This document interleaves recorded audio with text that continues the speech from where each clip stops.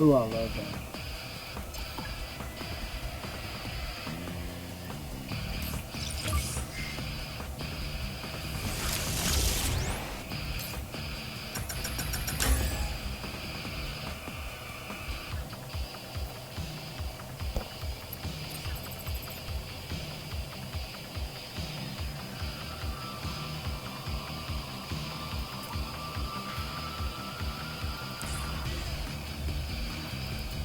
I gotta get ready.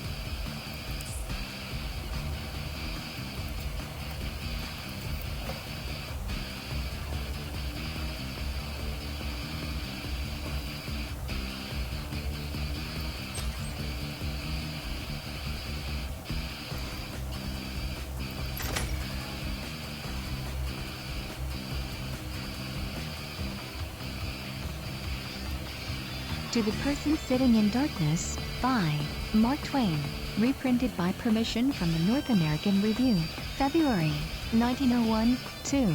To the Person Sitting in Darkness, by Mark Twain.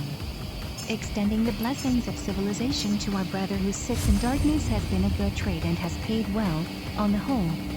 And there is money in it yet, if carefully worked, but not enough, in my judgment, to make any considerable risk advisable. The people that sit in darkness are getting to be too scarce and too shy. And such darkness as is now left is brilliant but an indifferent quality, and not dark enough for the game. The most of those people that sit in darkness have been furnished with more light than was good for them or profitable for us. We have been injudicious. The blessings of civilization trust, wisely and cautiously administered, is a daisy.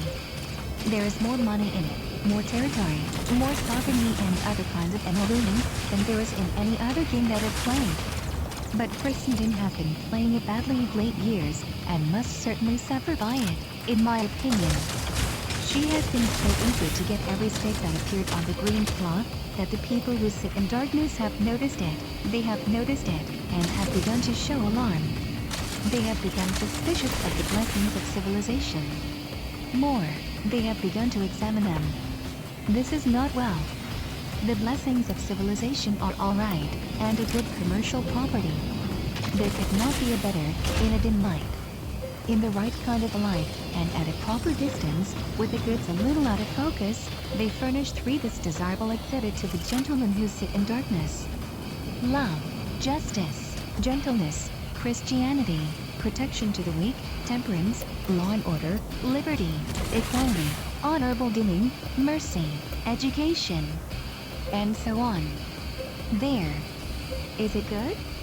Sir, it is pie. It will bring into camp any idiot that sits in darkness anywhere. But not if we adulterate it.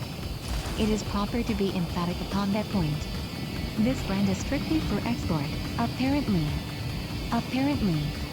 Privately and confidentially, it is nothing of the kind.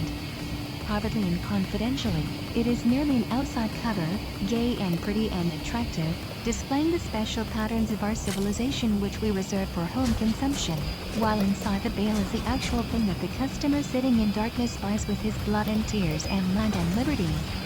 That actual thing is, indeed, civilization, but it is only for export. Is there a difference between the two brands? In some of the details, yes. We all know that the business is paying little. The reason is not far to seek. It is because our Mr. McKinley, and Mr. Chamberlain, and the Kaiser, and the Tsar, and the French have been exporting the actual thing with the outside cover left off. This is bad for the game. It shows that these new players of it are not sufficiently acquainted with it. It is a distress to look on and note the mismoves. They are so strange and so awkward. Mr. Chamberlain manufactures a war out of material so inadequate and so fanciful that they make the boxes grieve and the gallery laugh, and he tries hard to persuade himself that it isn't purely a private rate for cash, but has a sort of dim, vague respectability about it somewhere, if he could only find the spot. For that, by and by, he can scour the flag clean again after he has finished dragging it through the mud, and make it shine and flash in the vault of heaven once more as it had shone and flashed there 1,000 years in the world's respect until he laid his own faithful hand upon it. It is bad play, bad. for it exposes the actual thing to them that sit in darkness, and they say, "What? Christian against Christian? And only for money? Is this a case of magnanimity, forbearance, love, gentleness, mercy, protection of the weak, this strange and over-showy onslaught of an elephant upon the nest of field mice, on the pretext that the mice had squeaked an insolence at him, conduct which no self-respecting government could allow to pass unavenged?"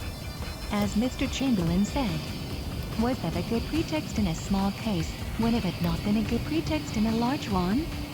For only recently Russia had offended the elephant 3 times and survived alive and unsmitten. Is this civilization and progress? Is it something better than we already possess?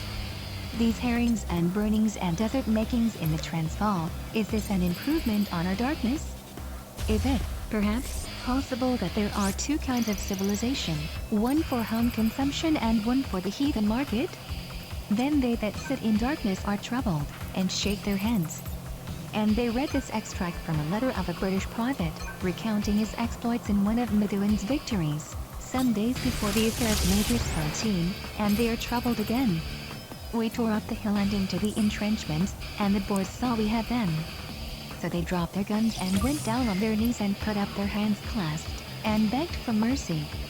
And we gave it them, with the long spoon. The long spoon is a bayonet." See Lloyd's 5 Weekly, London, of those days. The same number, and the same column, contains some quite unconscious satire in the form of shocked and bitter upbraidings of the Boers for their brutalities and inhumanities. Next to our heavy damage, the Kaiser went to playing the game without first mastering it. He lost a couple of missionaries in a riot in Shantung, and in his account he made an overcharge for them. China had to pay $100,000 apiece for them, in money. 12 miles of territory, containing several millions of inhabitants and worth $20 million, and to build a monument and also a Christian church. Whereas the people of China could have been depended upon to remember the missionaries without the help of these expensive memorials. This was all bad play. Bad, because it would not, and could not, and will not now or ever, deceive the person sitting in darkness. He knows that it was an overcharge. He knows that a missionary is like any other man. He is worth merely what you can supply his place for, and no more. He is useful, but so is a doctor, so is a sheriff, so is an editor. But a just emperor does not charge war prices for such. A diligent, intelligent, but obscure missionary, and a diligent, intelligent country editor are worth much, and we know it. But they are not worth the earth. We esteem such an editor, and we are sorry to see him go. But, when he goes, we should consider 12 miles of territory, and a church, and a fortune, over compensation for his loss. I mean, if he was a Chinese editor, and we had to settle for him. It is no proper figure for an editor or a missionary. One can get shop-worn kings for less. It was bad play on the Kaiser's part. It bought this property, true.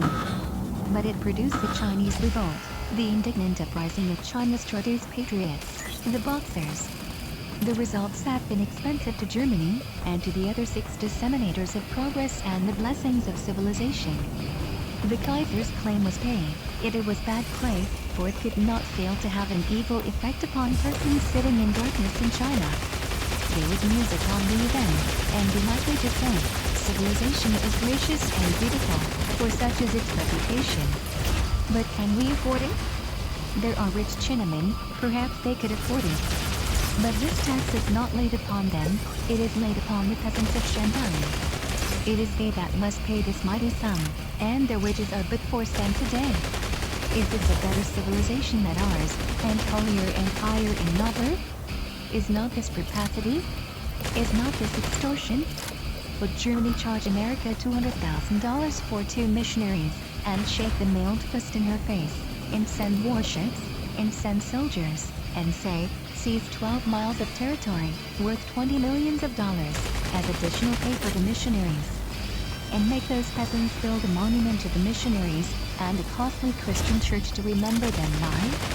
And later would Germany say to her soldiers, march through America and slay, giving no quarter? Make the German faith there, as has been our Hun faith here, at terror for 1,000 years.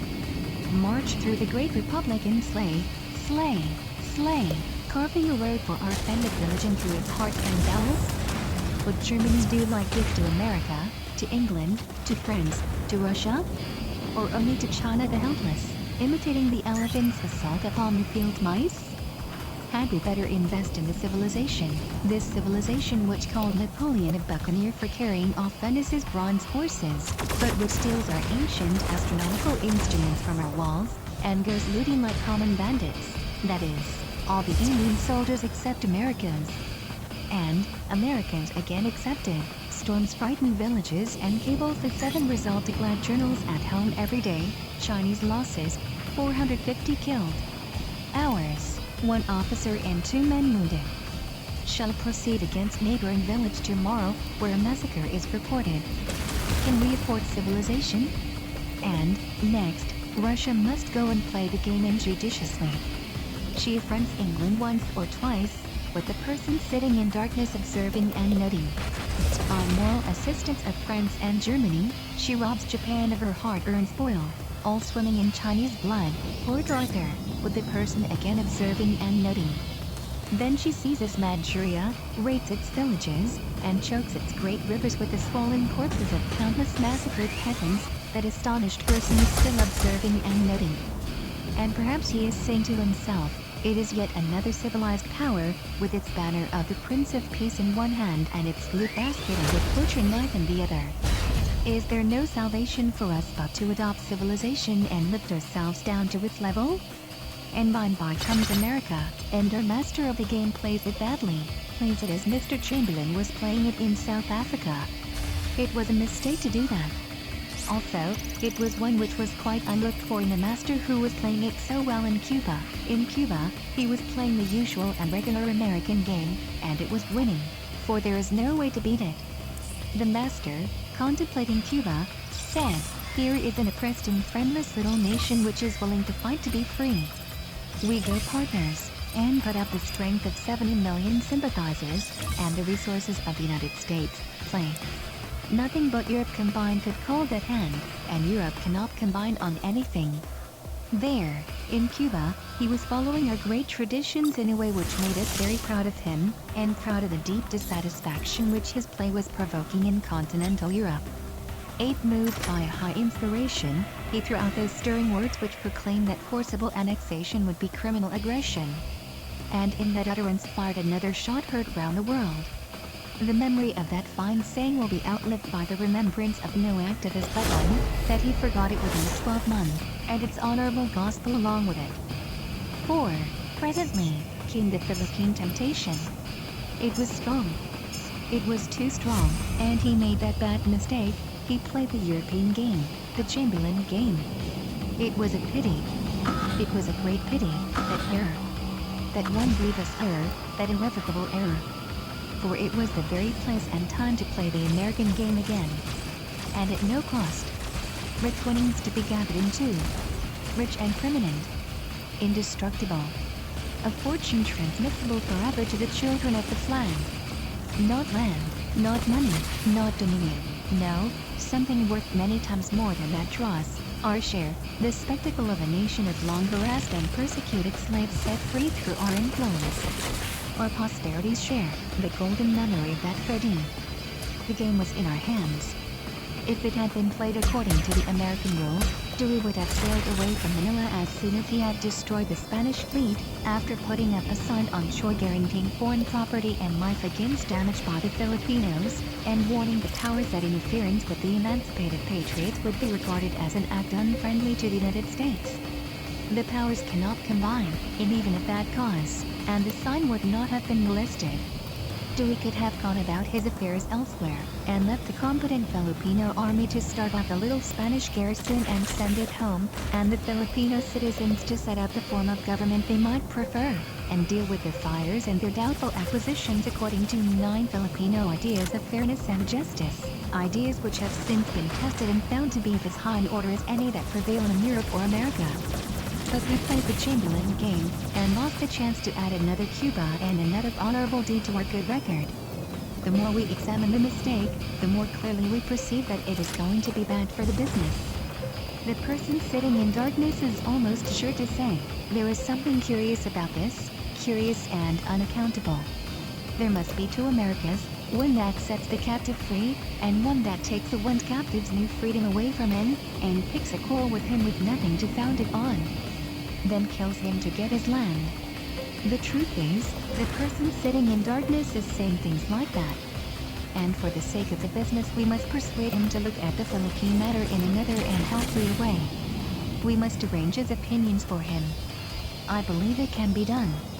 For Mr. Chamberlain has arranged England's opinion of the South African matter, and done it most cleverly and successfully. He presented the facts, some of the facts, and showed those confiding people what the facts meant. He did it statistically, which is a good way. He used the formula, twice 2 are 14, and 2 from 9 leaves 35. Figures are effective. Figures will convince the elect. Now, my plan is a still bolder one than Mr. Chamberlain's, though apparently a copy of it. Let us be franker than Mr. Chamberlain. Let us audaciously present the whole of the facts, shirking none, then explain them according to Mr. Chamberlain's formula. This daring truthfulness will astonish and dazzle the person sitting in darkness, and he will take the explanation down before his mental vision has had time to get back into focus. Let us say to him, 10 inches our case is simple. On the 1st of May, Dewey destroyed the Spanish fleet. This left the archipelago in the hands of its proper and rightful owners, the Filipino nation. Their army numbered 30,000 men, and they were competent to whip out or starve out the little Spanish garrison. Then the people could set up a government of their own devising. Our traditions required that Dewey should now set up his warning sign, and go away. But the master of the game happened to think of another plan, the European plan. He acted upon it. This was, to send out an army, ostensibly to help the native patriots put the finishing touch upon their long and plucky struggle for independence, but really to take their land away from them and keep it.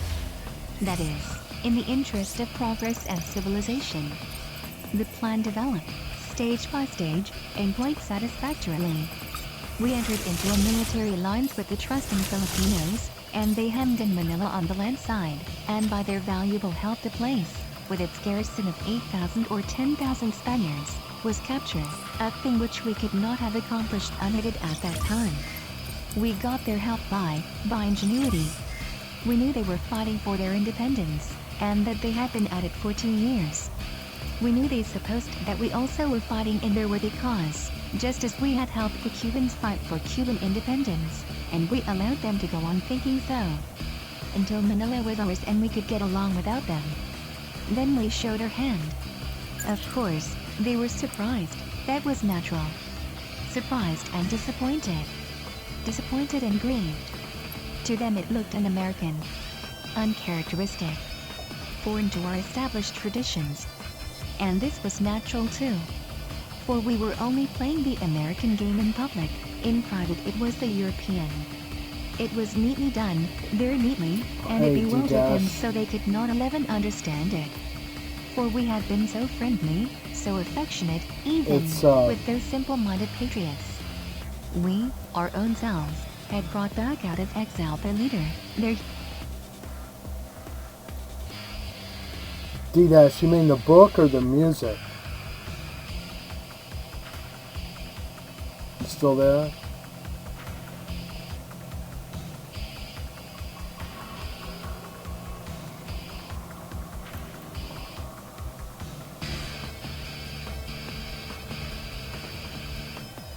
The book is an essay by Mark Twain. It's kind of a satirical thing. To the person sitting in darkness. It's called Mark Twain. Yeah, it's you can get it on Gutenberg. It's Mark Twain writing about the Philippines. So he's not being serious. He's kind of being sarcastic.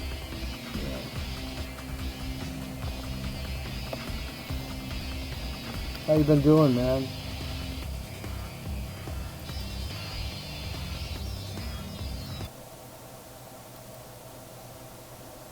Oh.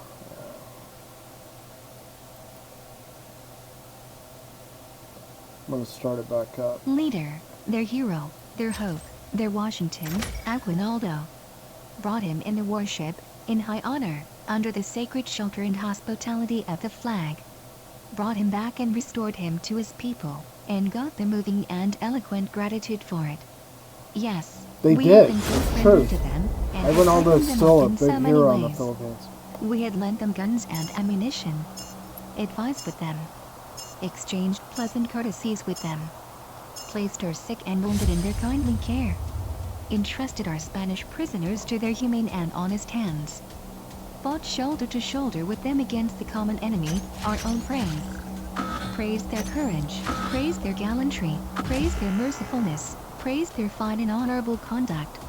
Borrowed their trenches, borrowed strong positions which they had previously captured back. from the Spaniards.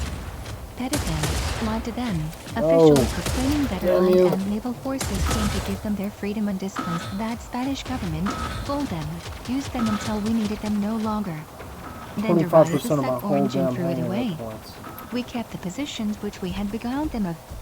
By and by, we moved to force forward and overlap Patriot ground, a clever thought, for we needed trouble, and this would produce it. A Filipino soldier, crossing the ground, where no one had a right to forbid him, was shot by our sentry. The badgered patriots presented us with arms, without waiting to know whether Aguinaldo, who was absent, would approve or not. Aguinaldo did not approve. But that availed nothing. What we wanted, in the interest of progress and civilization, was the archipelago, unencumbered by patriots struggling for independence. And the war was what we 12 needed. We clinched our opportunity. It is Mr. Chamberlain's case over again, at least in its motive and intention. And we played the game as adroitly as he played it himself. At this point in our frank statement of fact to the person sitting in darkness, we should throw in a little trade taffy about the blessings of civilization, for a change, and for the refreshment of his spirit, then go on with our tale. We and the Patriots having captured Manila, Spain's ownership of the archipelago and her sovereignty over it were at an end, obliterated, annihilated, not a rag or shred of either remaining behind. It was then that we conceived the divinely humorous idea of buying both of these specters from Spain. It is quite safe to confess this to the person sitting in darkness, since neither he nor any other sane person will believe it. In buying those ghosts for 20 millions, we also contracted to take care of their fires and their accumulations. I think we also agreed to propagate leprosy and smallpox, but as to this there is doubt. But it is not important. Persons afflicted with the friars do not mind the other diseases. With our treaty ratified, Manila subdued, and our ghosts secured, we had no further use for Aguinaldo and the owners of the archipelago. We forced a war, and we have been hunting America's skinned ally through the woods and swamps ever since. At this point in the tale, it will be well to boast a little of our war work and our heroisms in the field, so as to make our performance look as fine as England's in South Africa. But I believe it will not be best to emphasize this too much. We must be cautious. Of course, we must read the war telegrams to the person, in order to keep up our frankness. But we can throw an air of humorousness over them, and that will modify their grim eloquence at 13 little, and their rather indiscreet exhibitions of gory exultation. Before reading to him the following display heads of the dispatches of November 18, 1900, it will be well to practice on them in private first, so as to get the right tone of lightness and gaiety into them. Administration wary of protracted hostilities. Real war ahead for Filipino rebels. 1. Will show no mercy. Kitchener's plan adopted. 1. Rebels. Mumble that funny word, don't miss a person, catch it distinctly.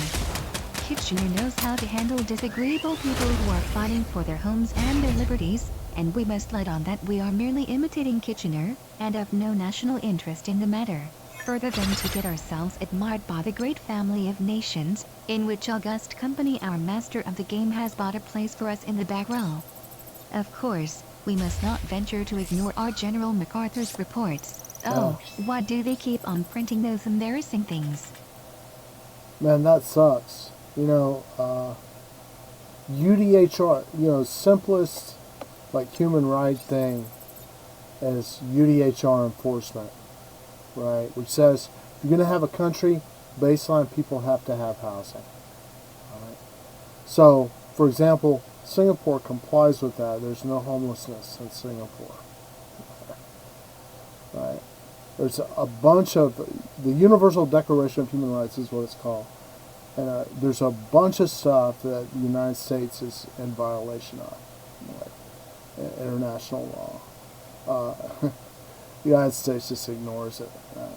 People struggle to keep a roof over their head.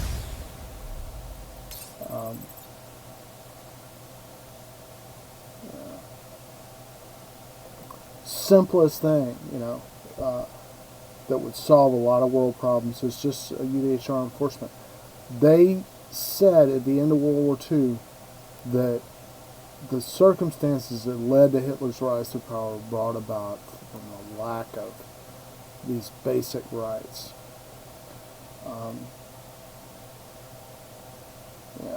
But we still haven't admitted it. The United States and Britain are really the main culprits who started World War II. By example,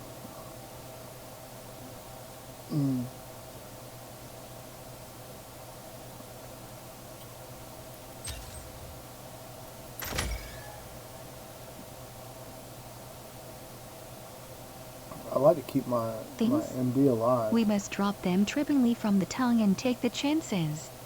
During the last 10 months our losses have been 268 killed and 750 wounded.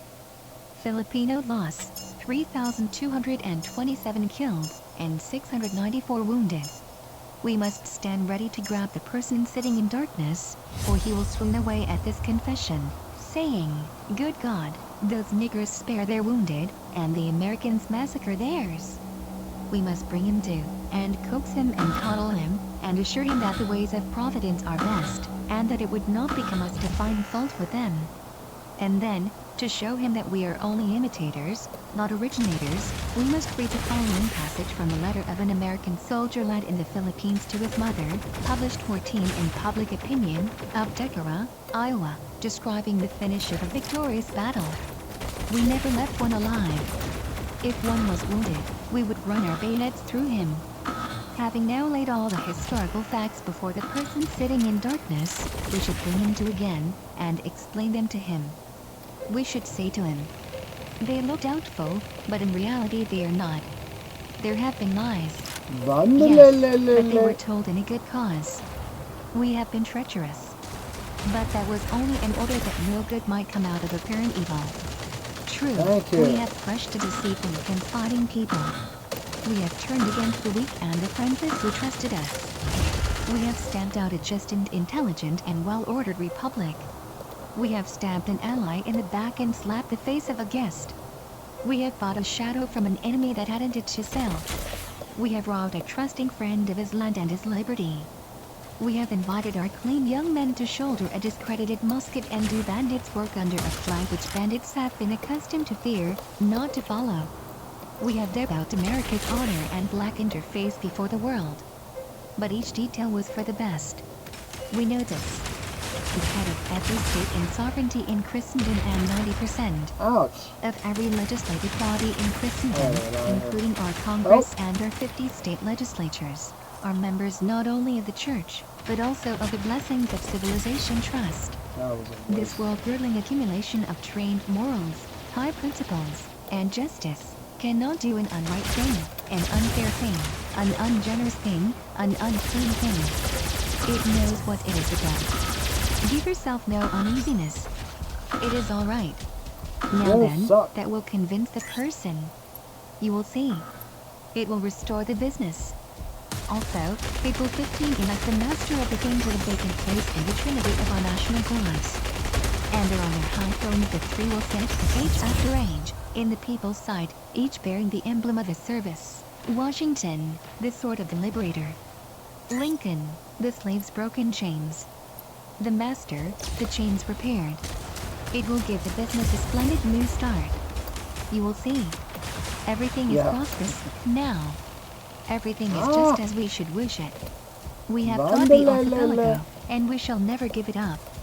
Also, we have every reason to hope that we shall have an opportunity before very long to slip out of our congressional contract with Cuba and give her something better in the place of it.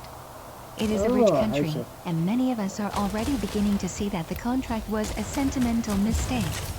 But now, right now, is the best time to do some profitable rehabilitating work that will set us up and make us comfortable, and discourage gossip. We cannot conceal from ourselves that, privately, we are a little troubled about our uniform. It is one of our prides. It is acquainted with honor. It is familiar with great deeds and noble. We love it, we revere it. And so this errand it is on makes us uneasy. And our flag, another pride of ours, our chiefest. We have worshipped it so.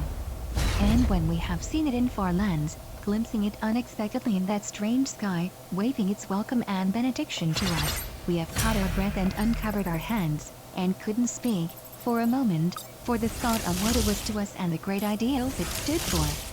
Indeed, we must do something about these things. We must not have the flag out there, and the uniform. They are not needed there. We can manage in some other way. England manages, as regards the uniform, and so can we. We have to send soldiers. We can't get out of that, but we can 16 disguise them. It is the way England does in South Africa. Even Mr. Chamberlain himself takes pride in England's honorable uniform, and makes the army down there wear an ugly and odious and appropriate disguise, of yellow stuff such as quarantine flags are made of, and which are hoisted to warn the healthy away from unclean disease and repulsive death. This cloth is called khaki. We could adopt it. It is light, comfortable, grotesque, and deceives the enemy, for he cannot conceive of a soldier being concealed in it. And as for a flag for the Philippine province, it is easily managed. We can have a special one, our states do it. We can have just our usual flag, with the white stripes painted black and the stars replaced by the skull and crossbones. And we do not need that civil commission out there. Having no powers, it has to invent them, and that kind of work cannot be effectively done by just anybody. An expert is required. Mr. Croker can be spared. We do not want the United States represented there, but only the game. By help of these suggested amendments, progress and civilization in that country can have a boom, and it will take in the persons who are sitting in darkness, and we can resume business at the old stand. Mark Twain.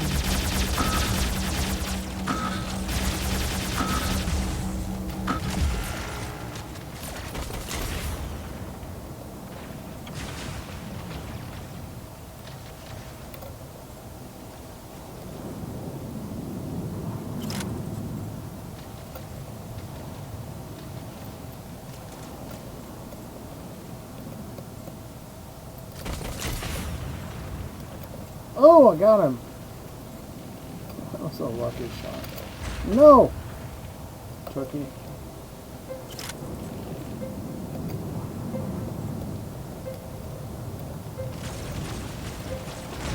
You suck.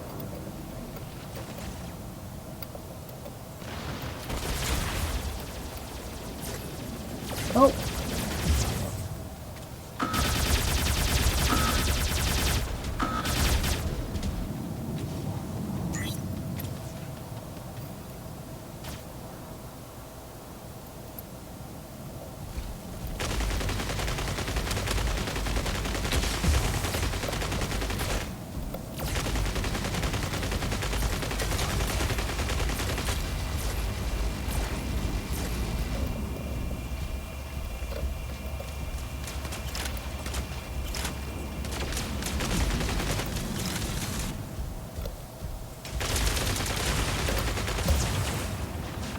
Barbacoa.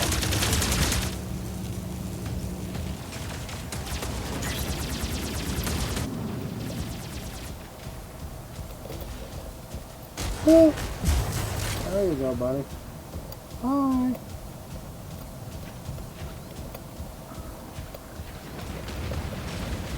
No. Hate you.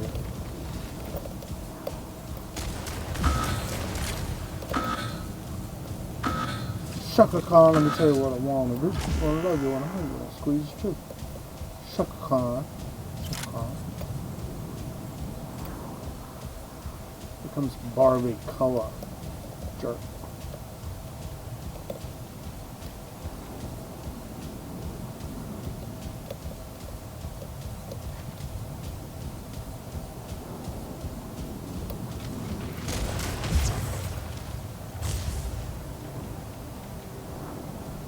Your killer as molten slag.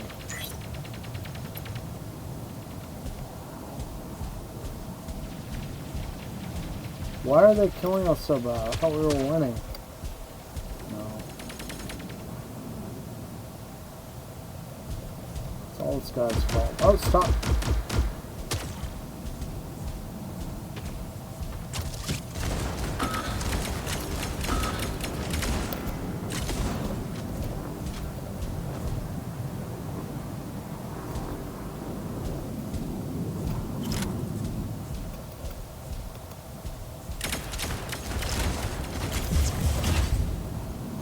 Double cow. Oh. Hey, MVP, look.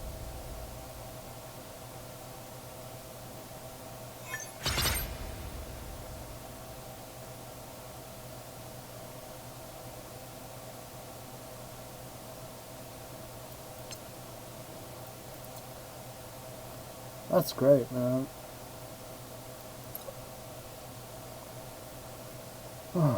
Are you, I forget where you are. Are you in California or something?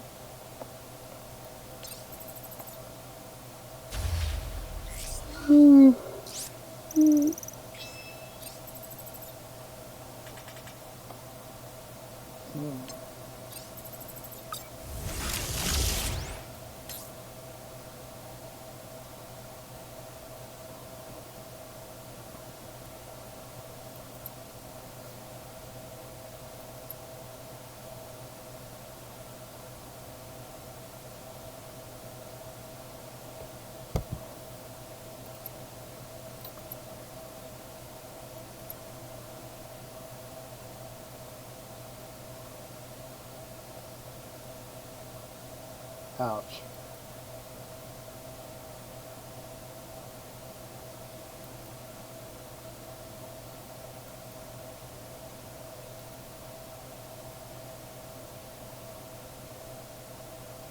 That's a weak ass Ares right there.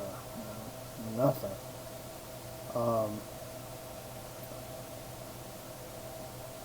This guy's got some horrible stuff, but the Ares really drags him down.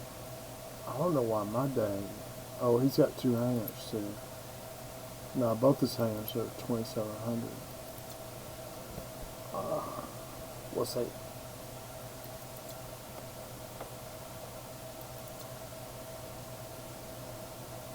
I don't know. Yeah, my squad power is 4,000 now. Wow, it's almost. Yeah.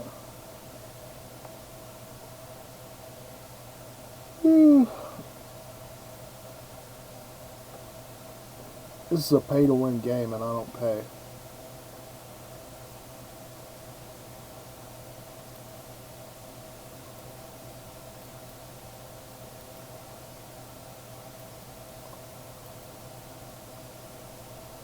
Dang it.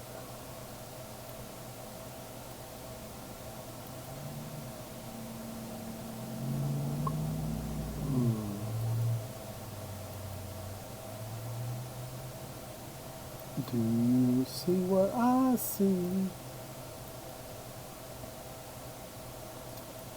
Dun, dun, dun, dun, dun, dun, dun.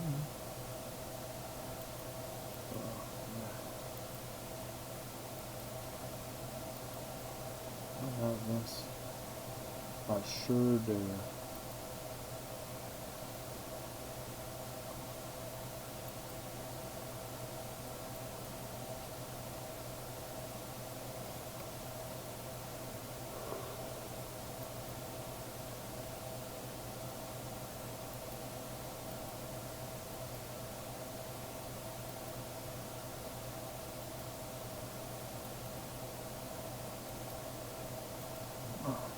God.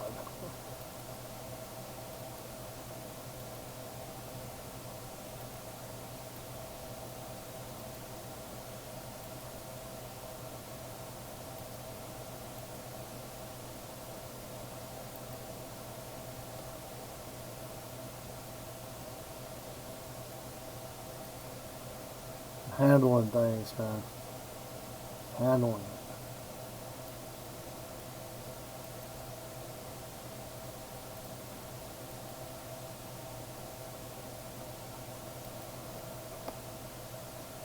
Yeah, I thought you were in California. I guess I was right.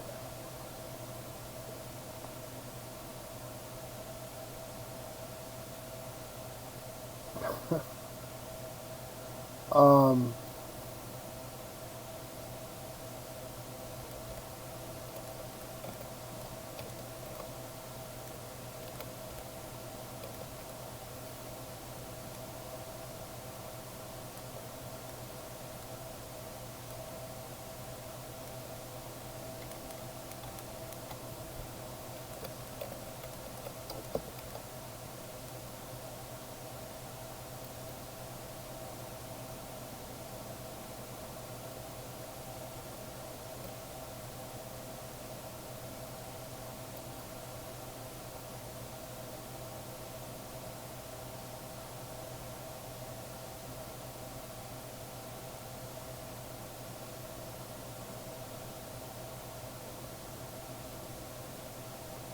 wow, West Virginia moved into the bottom rank for education.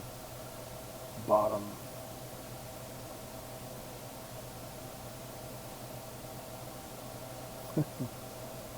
Florida hit #1. That's ridiculous.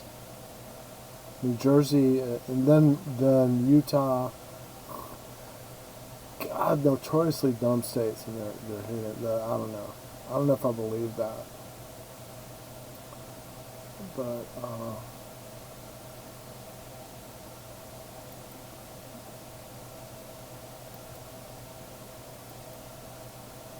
yeah, New Mexico is still the lowest education level. West Virginia's number 48. Uh,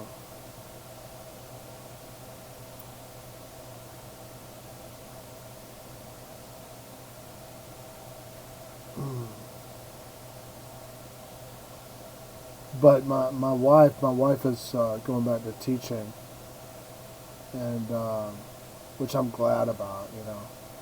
But she's like, let's move to San Bernardino. Because teachers are getting pay raises in San Bernardino, California. Isn't San Bernardino pretty rough? Yeah.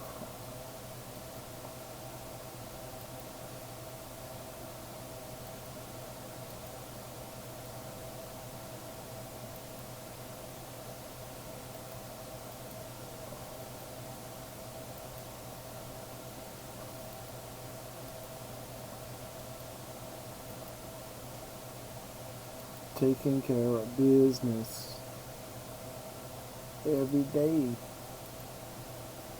Taking care of business every way.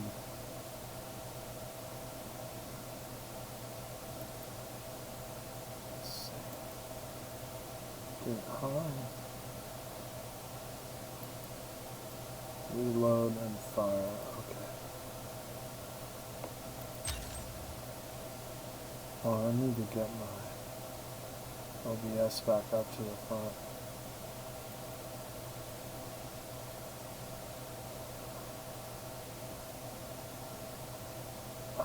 Yeah, so you're in California. It must be after midnight or something. Let's see. It's 2:45 here. So 3 hours earlier, is that what it is? Or 4 hours? If it was 4 hours earlier, then it would be 1:44, 12:44, 11:44. Is it 10:45 there? That's not late at all.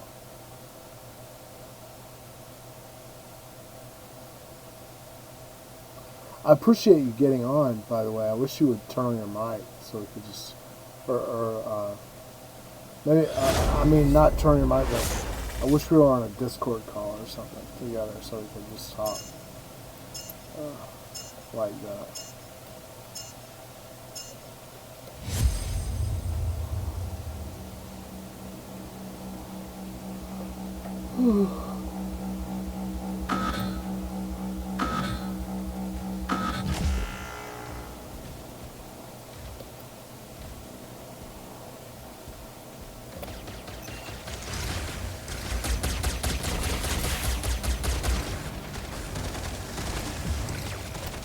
Good.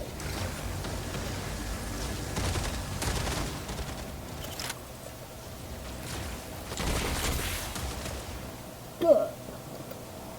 That's what I mean.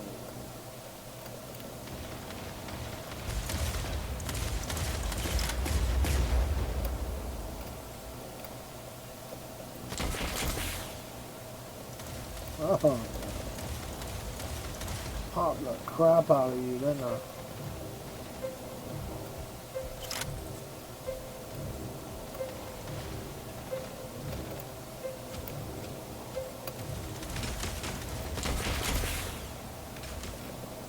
Somebody else got him. Ow! Quit it.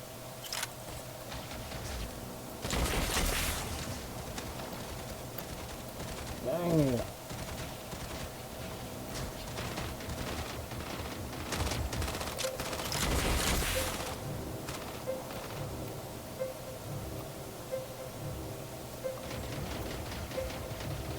Nick the Tech.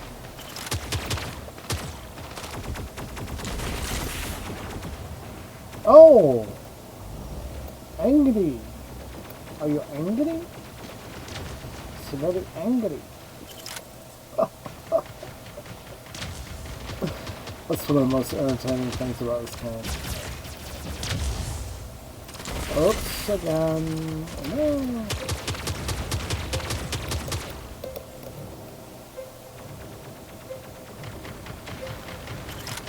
What else we got?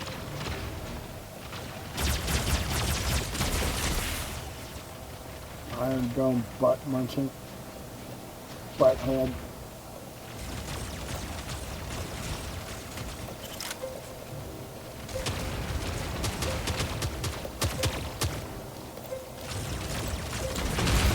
No! That sucked.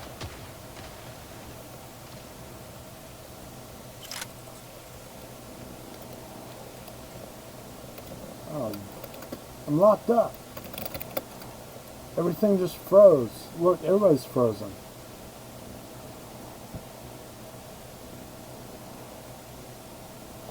The game's doing this every now and then now.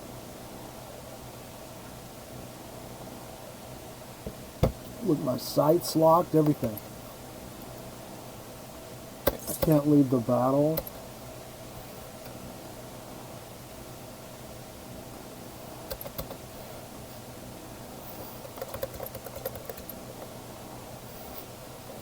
Control Alt Delete.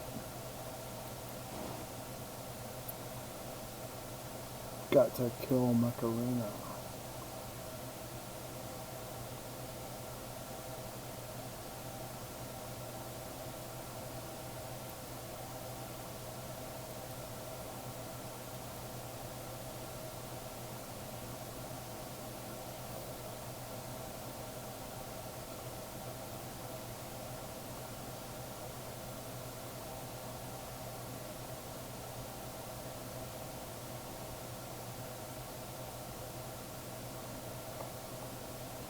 That didn't work.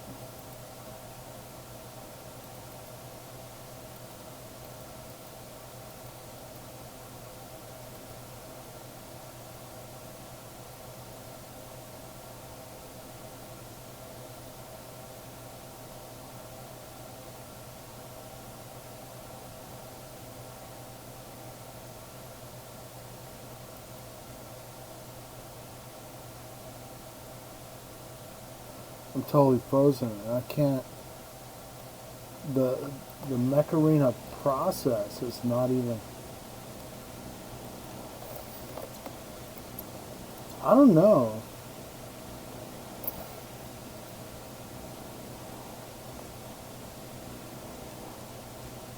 I mean, the company? Somehow I doubt it. But I mean, I don't know.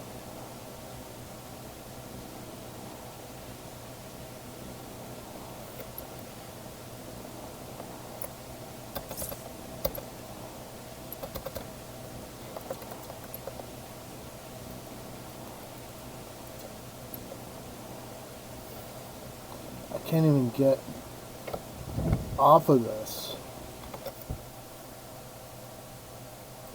Task manager.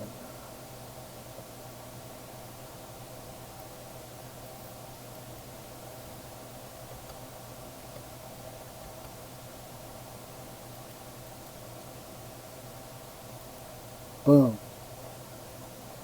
There we go.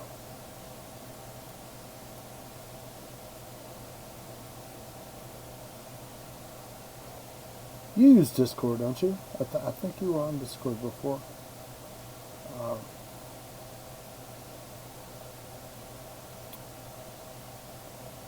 so-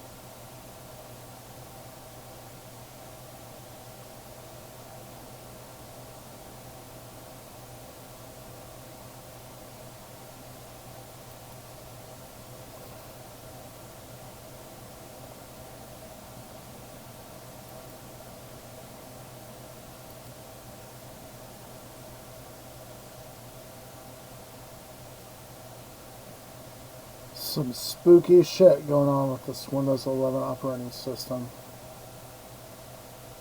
Hold on. Man, let me get my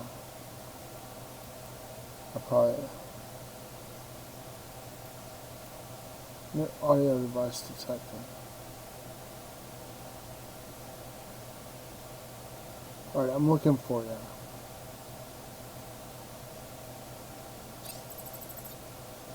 You added me, right? What is your dang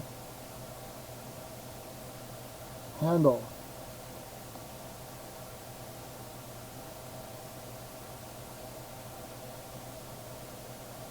Are you on Discord now?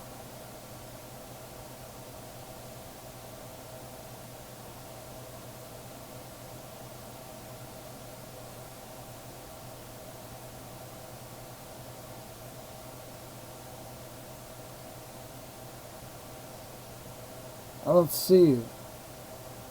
And I thought you were... Wait a minute. Hold on. What is this?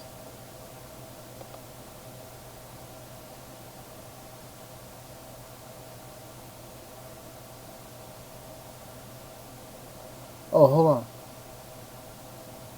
There you are. I think I found you.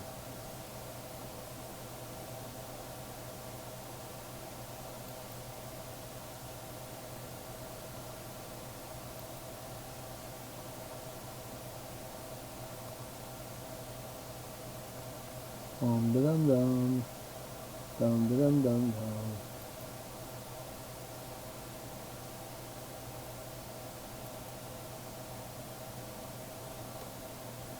Hello?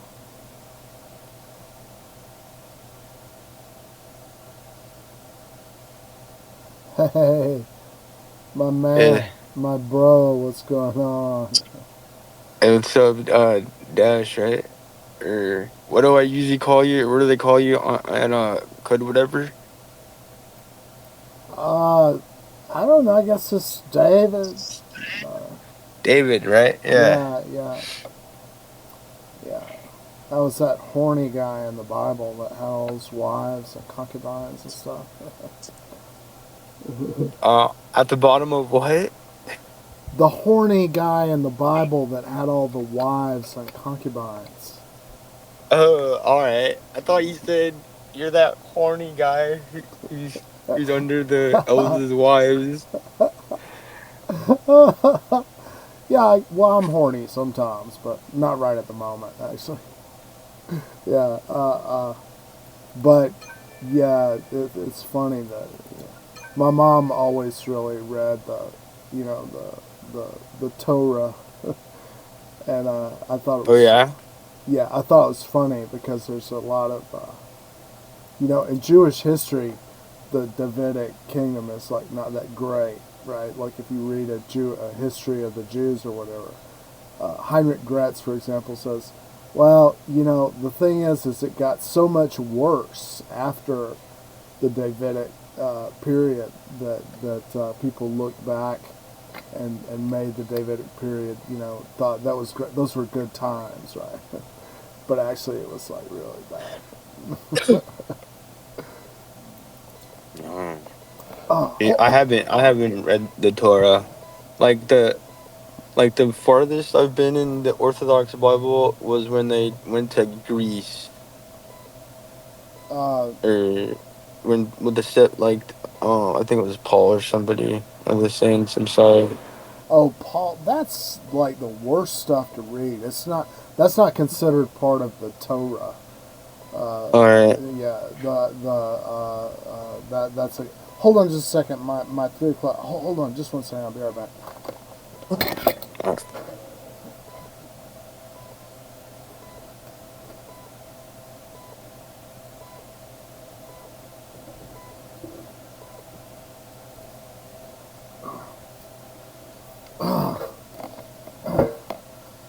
Ah, yeah. You still there? Yeah. Shot. Yeah. The I think the thing that's bad about the Bible is how the Christian Bible they stick all these books on the end of the Torah, right? And then it gets really big, and it's really not one big book. It's like a bunch of different little small tiny books, and the effect is when they put it all together, nobody ever reads it. But the after the Jews like get out of Egypt or whatever, which is probably a really mythologized story. A lot of it's kind of we can't establish the historical validity of it. There's a little bit of evidence of it, but not much. But then when you get to the Davidic period, that's a book of Samuel, and like what it's steamy, man. You should check it out. What story you said, Samuel, or what book you said in the Torah, right? Samuel, yeah, the Ketuvim, I guess, and the writings or whatever. It's in the regular Bible, any regular Bible you can read them. But sometimes, like children's Bibles, it's like, okay, what happens is the Israelites are like, everybody in the countries around us, they have these kings, and so we want a king too. So when we go out to battle, we'll have this guy that's all dressed up, fancy or whatever, like everybody else, right? And they're not supposed. A king is a pharaoh, right? So it's like it's a rejection of God to ask for a Messiah. It's a fundamental principle of Judaism that you're not supposed to ask for a Messiah, right? But Jews do it, as well as Christians, right? A king. We want a king so we can be like the nations, the other countries. But after a bunch of mayhem or whatever, their second king is the guy that fights Goliath. You remember that? They always tell the story of David and Goliath. But the prophet predicts that what's going to happen when you get a king is he's going to get all the best chicks, right? And not only is it he's going to get all your daughters, right? And he's going to be laying up there in his palace, having a groovy orgy, right?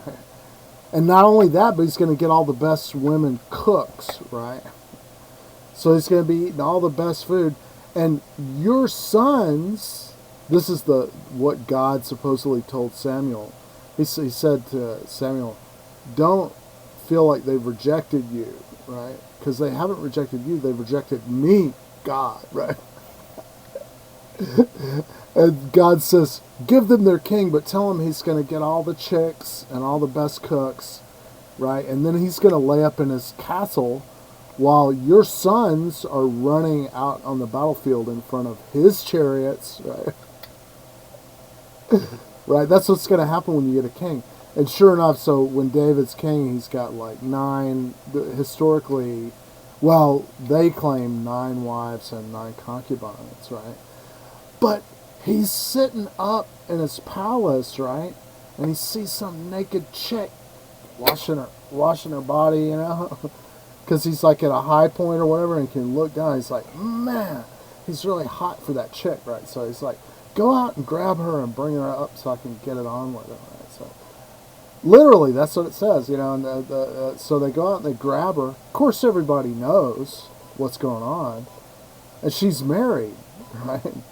So he knocks her up, and she sends word back to him, I'm pregnant.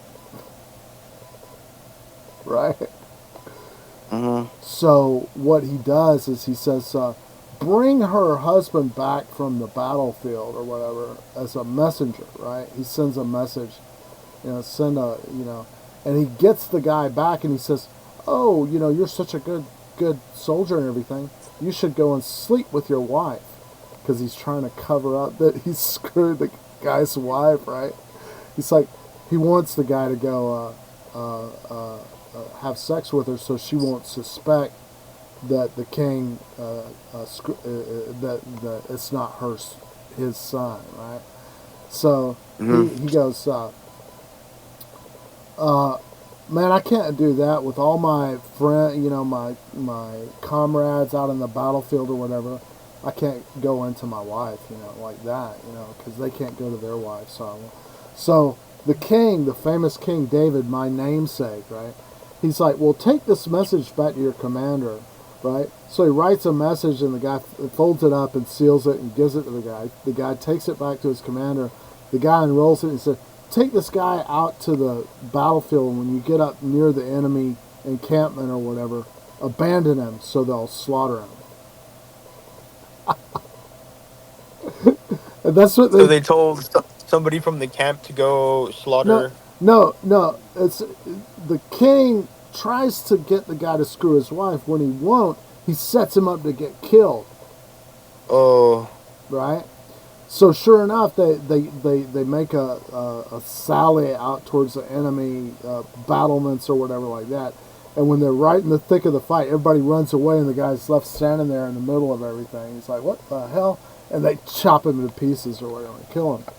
Right? So I think it's another prophet goes to the king and says, yeah, everybody knows what you did, right? And you know what? Your whole family's going to do the same shit you did, right? So one of his sons, rapes Tamar. It's a complicated story, but and then her real brother is like, I'm gonna kill you, motherfucker, because you raped my sister, right?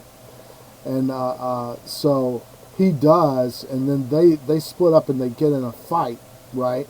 In other words, Absalom, he plays it cool for a while until he gets a group of soldiers that he's in control of, and then he runs off and starts an insurgency, a rebellion, right?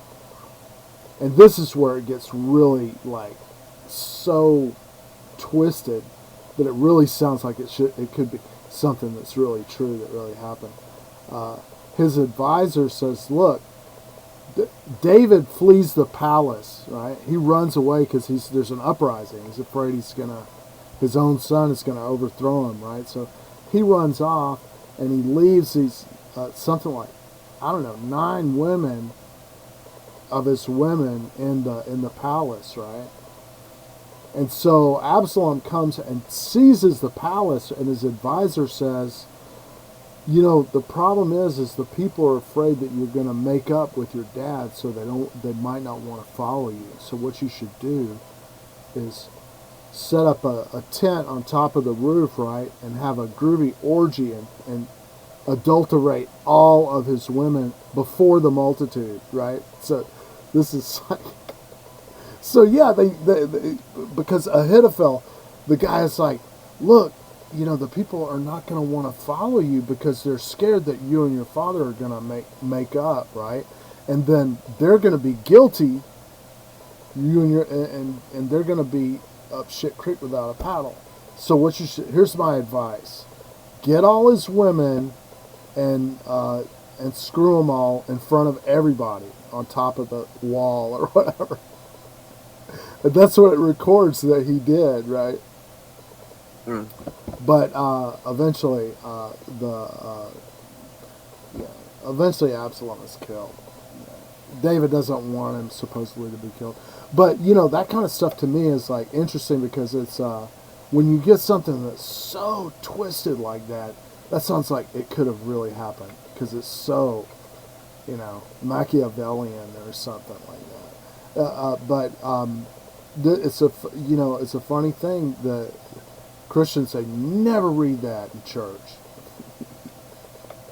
That's the story of David and Goliath, you said, right? Well, they always talk about David and Goliath, where David is like goes out and faces a Philistine military hero or whatever. They're in single combat, and he throws a rock and fractures the guy's skull and kills him. So when they talk about David, typically they skip around. They don't talk about all the bad stuff that happened actually when he was. But the thing about it is there's only one inscription. Like, you know, usually if you want to know if something's a real historical fact, you need some kind of other material evidence than just one book. Like the Torah records this as a history, right? But we don't have it multiply attested. We don't. There's only one, I think, in the world, one inscription from another country that mentions that the monarchy, the House of David. Hold on, just 1 second. I'll be right back.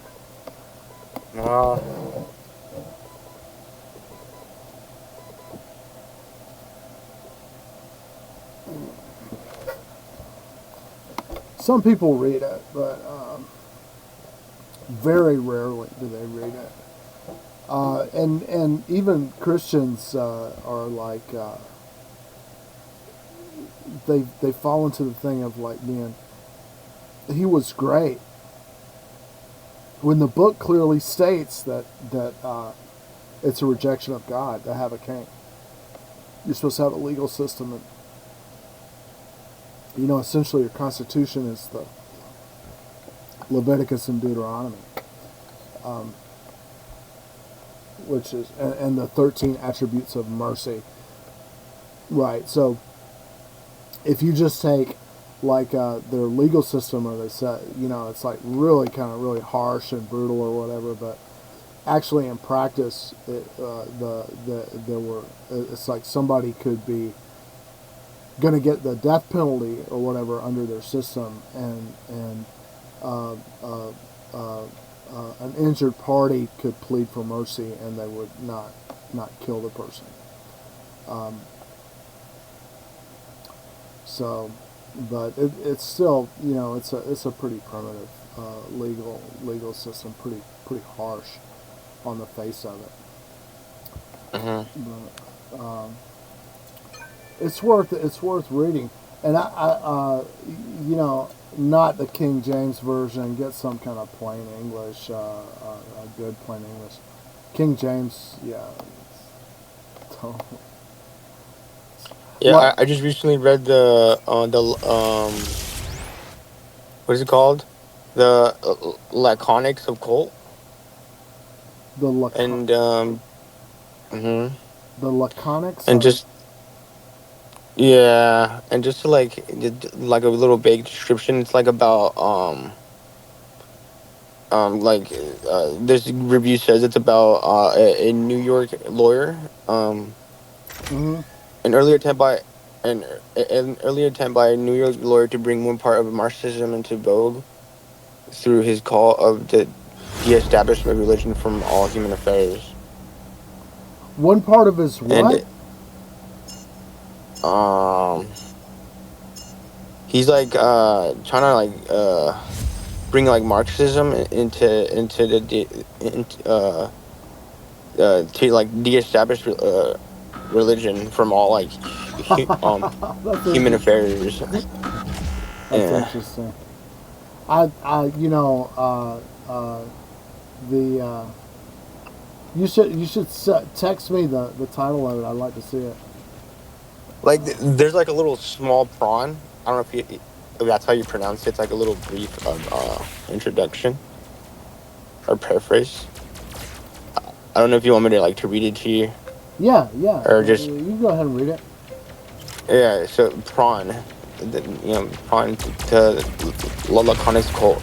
There's but one form of human enslavement from villainous and more detestable than the chains of the tyrant or the shackles of a despot, and neither the enslavement of the human mind under ecclesiastical tyranny, whose cowering and crouching victims at the crack of the priestly lash are driven from cultivation of their own intelligence, from the custody of their own thoughts, from the guardianship of their own souls, and who, like with dogs trembling and whining in abject submission at the feet of the oppressor, lick the very hand that wields the lash.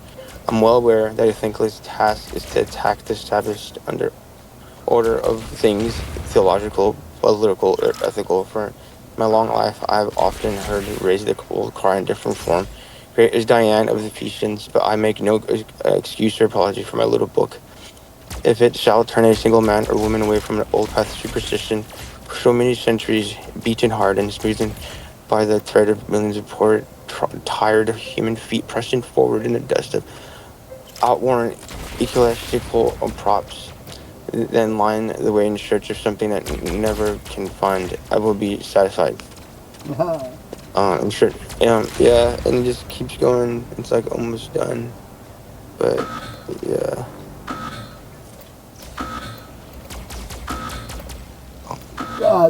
I don't know if you. Do you ever read Rosa Luxemburg? Mm, no. Rosa Luxemburg is a good one to read. She pointed out. Well, she's kind of like among the group of people who were saying exactly that Marxism was going to become like a new religion, and that it was going to kind of be. Have you? Oh, sorry. Have you seen the new Bible that the Gen X have created? There's like a new Bible. No, no, no. I would love to see it. Like it's like kind of like they like make like acronyms or like the emoji talk, like Uh-huh. like a whole Bible like that. Yeah. That's cool. Send me a link or something. I would love to see that. Yeah. Um, Uh, oh man, I'm really bad in this. Well, I don't know. I'm just having a bad time in this level. Dang you! This guy's gonna kill me here. And the guy that I was just setting up to shoot. Yeah, there it is. Okay, now I got somebody. But yeah. my weapons are not powerful enough. I don't buy anything ever on this game because it's really like a gambling machine. Uh, there we go. So I get pretty wiped out sometimes. Well, a lot of times. But it's okay. I'm trying to There. Okay. Oh, you must stop. Your Yeah. killer. Your killer is molten slag. Okay, I got MVP. Yeah, it's like, to me, and if you read, I think the key, more, I don't, to me, the term Marxism, I agree with Chomsky. It's ridiculous, because, and this is it's like, I am a Einsteinianist, right? Or say there's a guy named Leibowitz, right? I believe in Leibowitzism, right? It's like Marxism. It sort of mystifies it, right? When actually a lot of things that Karl Marx says, he's like, here's the thing that's Marxism.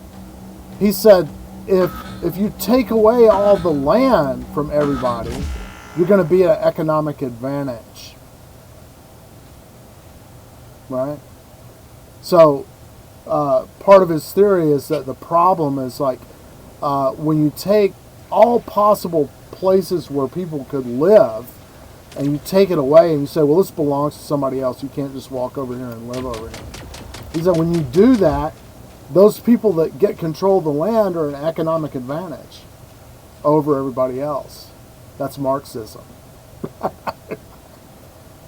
It's dumb, man. Of course they are. Right?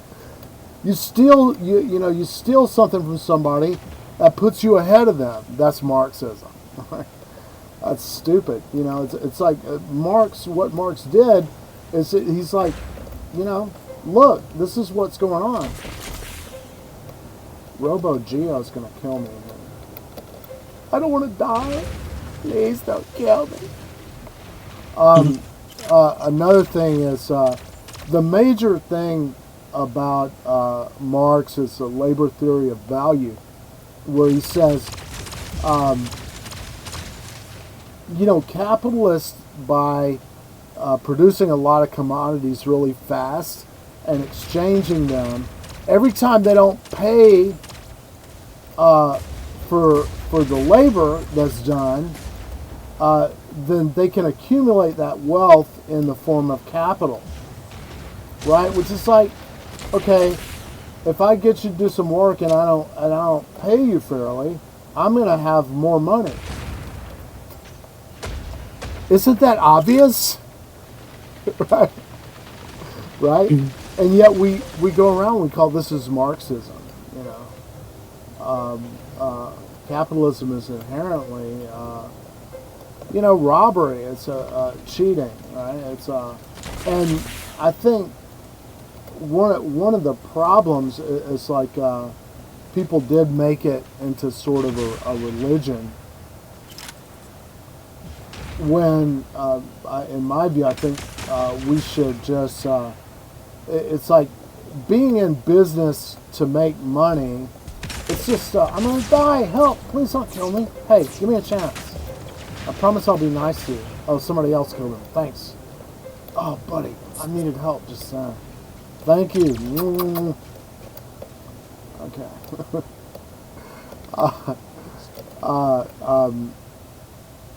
Man,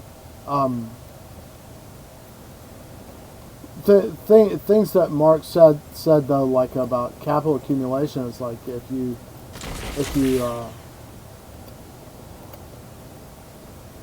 you can see that it's a fact, right? If first of all, I get control of all the raw materials to make stuff because the government just says it's mine or whatever, which is a typical thing that they do. Right? I'm at an economic advantage. Then there's no place where you can just go and live on your own anymore because everything's private property, right? Then I'm also at an economic advantage. Then if you have to work for me, I don't pay you, like we don't split the money up evenly, right? Then I'm going to have more money than you. right? Mm-hmm. And that, Yeah. I mean, isn't that obvious? And to call it, to always call this like it was, I think it was Howard Zinn. I saw him on an interview once, and he's like, words like Marxism and socialism. I don't think we should use those anymore because they mean too many different things to different people, right? And Yeah. it misses the very, very simple points that Karl Marx made. He was like, look, they're doing this, and so they have more money, right? And everybody else is screwed because they can't go and live somewhere anymore. Because in the olden days, this was a thing in earlier societies, you could go out into the commons, it was called. It was like the lands that were part of a kingdom, and just live there. It wasn't like, hey, you can't live here. You can't just go and live somewhere. You could go and just live somewhere.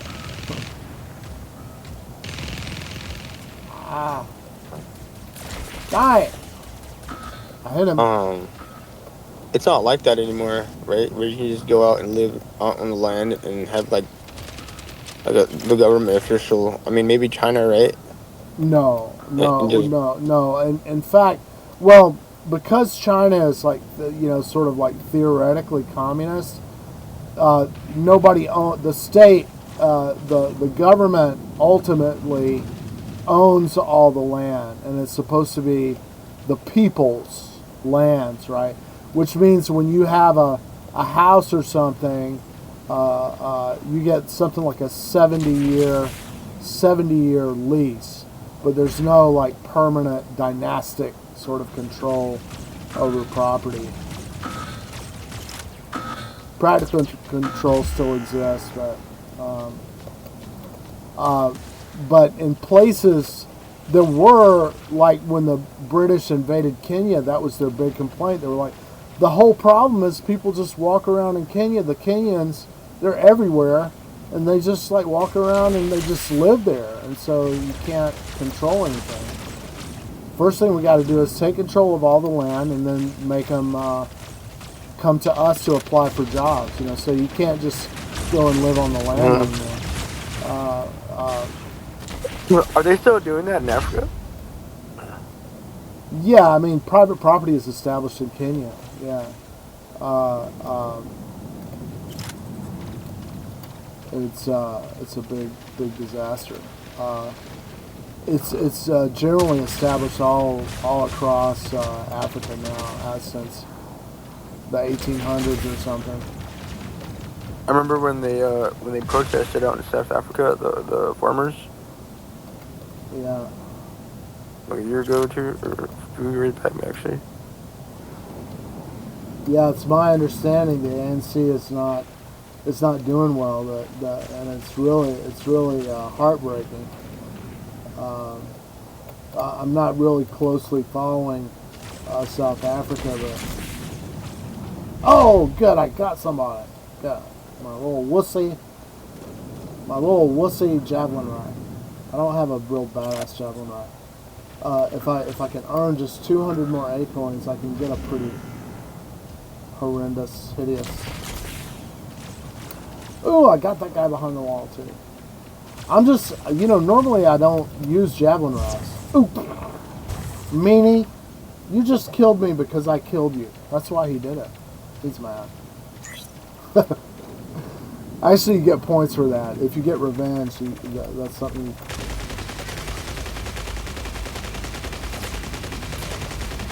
Taste my stasis beam. Yeah, I revenged on you. Yeah. Please don't kill me, Robo-G. I'll do anything you say. Please don't. Please give me another chance. Yeah. I win. No, I didn't even get on the board. No, I suck.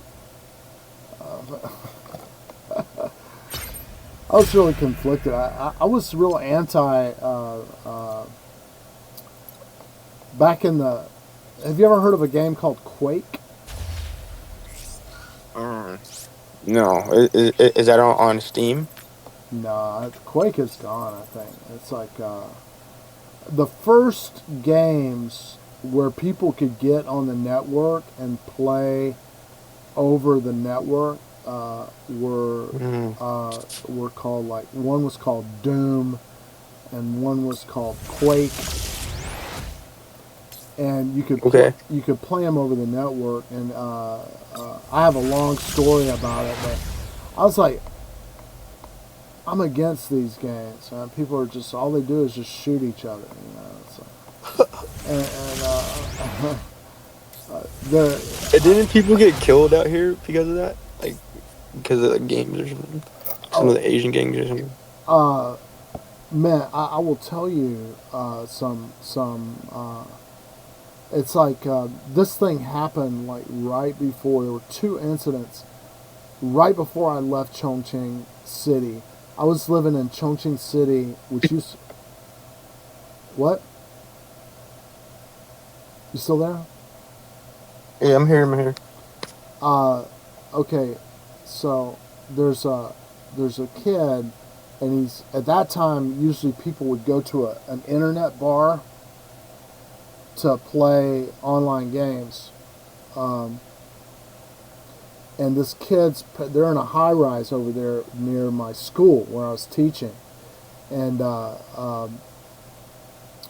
the the parents cut him off because he kept getting money to go to the net bar to play this online game, and his mom, like, was up there in the apartment and wouldn't give him money, and they had a fight, and uh, the kid decapitated his mother and threw her head out the window, right? And a guy walking down the street, it's an art school district, right? So he thought he saw the head right in the gutter, and he kicked it because he thought it was one of those sculpture school models of a human head, and it was this lady's head. And and then they went over to the building. They're looking around, and the kid had jumped out of, like, I don't know, 20 something stories, which is a very common way. It's like the main way of choice of suicide, and it's called tiaolo, jump the building, which is you're in a high rise or whatever, and you jump out the window and hit the ground. And her son, after he had killed his mother, he jumped out the window and killed himself. Okay, then the next thing that happened was this: a guy's playing this game, and he builds up to get this big super sword, or the magical Gonzo sword. I don't know what the hell it was, right? And his buddy in the net bar says, "Meet me in the game and let me borrow your Gonzo weapon." And the guy's like, "Well, okay, I'll let you borrow it, but you got to give it back." So he lets the guy borrow it, and the guy goes and sells it for cash and gives it to somebody else, right? The other kid, eventually finds out when the guy won't give it back. He's like, "Give up, man. I sold it. I'll pay you back or something. Or maybe I won't," right? But when the kid found out that his super weapon had been sold by his friend or whatever for cash, and that he was not going to get it back, he murdered the guy, killed him, right? This was in the game. It was in game. No, in reality. So the exchange of the weapons happened meeting in game. So his the guy's avatar goes and gets a weapon from the other avatar inside the game. Then he goes to a third avatar, some guy who offered him money, right? So, somebody would give me like 1,000 yuan or whatever, which is like 100 and something bucks, a little bit over $100. It's like it was 8 to 1 at the time, or 827 to 1. So he gives it to a third party in the game, and then eventually the first kid finds out and kills him, right, in real life. Right? And Wow. the uh, I could go on. There was a cell phone incident where a teacher It took reminds me of the bread guy who like shot people at that TwitchCon. I think it was Oh, is that just recently happened? like a few years back. Yeah, like some Yeah. guy named Bread. Uh, that's I crazy, don't know his man. pronouns. Yeah. But it's like the first I was doing game development, and this is like really the first time I really played and tried to get good, and it's really just because my wife really wasn't, she was not ready to look after a kid all day. She's got health problems and stuff like that. So we had this child, and I was working full time at a really, really hard job. So I was gone for like 10, 11 hours a day, sometimes 12 hours a day. And I'm watching on the cam, and my wife is just not looking after my daughter. She's just going around the house. And during that time, like eventually, my wife wanted to get an online job, so she get my. I was giving her money uh, for our home business. I was giving her like $400 a month. Plus, I got her another job in a web development job, online job, and she just wouldn't do it. So she was hired to do it, and they were sending checks, but I was doing all the work. So, but eventually she ended up, she's very, I don't know, just like she got to go shoot herself in the foot to realize. But she got this online job, this medical company, Contact Medical, and so she's sitting there, and I set up a computer for my daughter. My daughter's like 2 years old. She's already on a computer, and of course, with mom sitting there on the cell phone all day and mom sitting there on the computer all day, that's the main thing that my daughter wanted to do. And so that 2 years, eventually I was like, I'm coming home. I'm going to get here. But it was already, I mean, my daughter is so heavy into gaming now. She knows so much about these games. Her main game is Roblox and Rec Room. Do you know Rec Room? No, I think I've heard of it. Yeah. But she can build a first person shooter. She's 6 years old now, and she can go in Roblox and build her own first person shooter game and publish it. She has, I think, I mean, it's not really that hard because you just assemble the modules in the development application. Um, Roblox is doing really, really well. There's 77 million daily users of Roblox. 77 I million. think I just saw someone play Roblox just recently. Well, some of the most viewed videos on YouTube, the highest viewed videos on YouTube are actually Roblox players. Wow. And my daughter's a big fan of It's Funny. It's like there's a family, and they're ethnic Vietnamese, and there's 4 daughters and 1 son, right? And one of the daughters started a stream called It's Funny, FUNNEH, and it took off, and they're like millionaires, and it's just the siblings, the 5 siblings, going around in Roblox, playing around and making jokes and stuff like that together. And my daughter really loves to watch it, and it's really cool. They'll go and they'll build a game in Roblox Studio or something together, like as a group or whatever. And my daughter will like watch it really closely, and then she'll jump on Roblox Studio and build her own game and stuff. So I'm really about engagement. So the thing that happened is my daughter kept trying to get me to play Valorant. You ever played Valorant? No, I don't think so. It's a 5 versus 5 first person shooter, and there's a big, there's a multi-million-dollar prize pool, so there's big international Valorant tournaments and stuff. And so my daughter was seeing all these ads for Valorant on YouTube Kids, and man, it's hard. I can't play it. Not yet. I'm gonna What do try. you do? Is it like a first person Well, or like okay. Do you remember like Tekken or Street Fighter? yeah All right, those games. Everybody is like a different kind of kung fu master or something, and you do some yeah kind of yeah Tekken's pretty cool. yeah. You do some kind of you learn some kind of special stuff for each kung fu master that you're playing with, right? So Yeah. Valorant is a 5 versus 5 shooter game, but it's got these kind of Tekken or Street Fighter. They have each different character. You learn how to play it, right? Because it has some. It's like one guy, Gecko. He's called.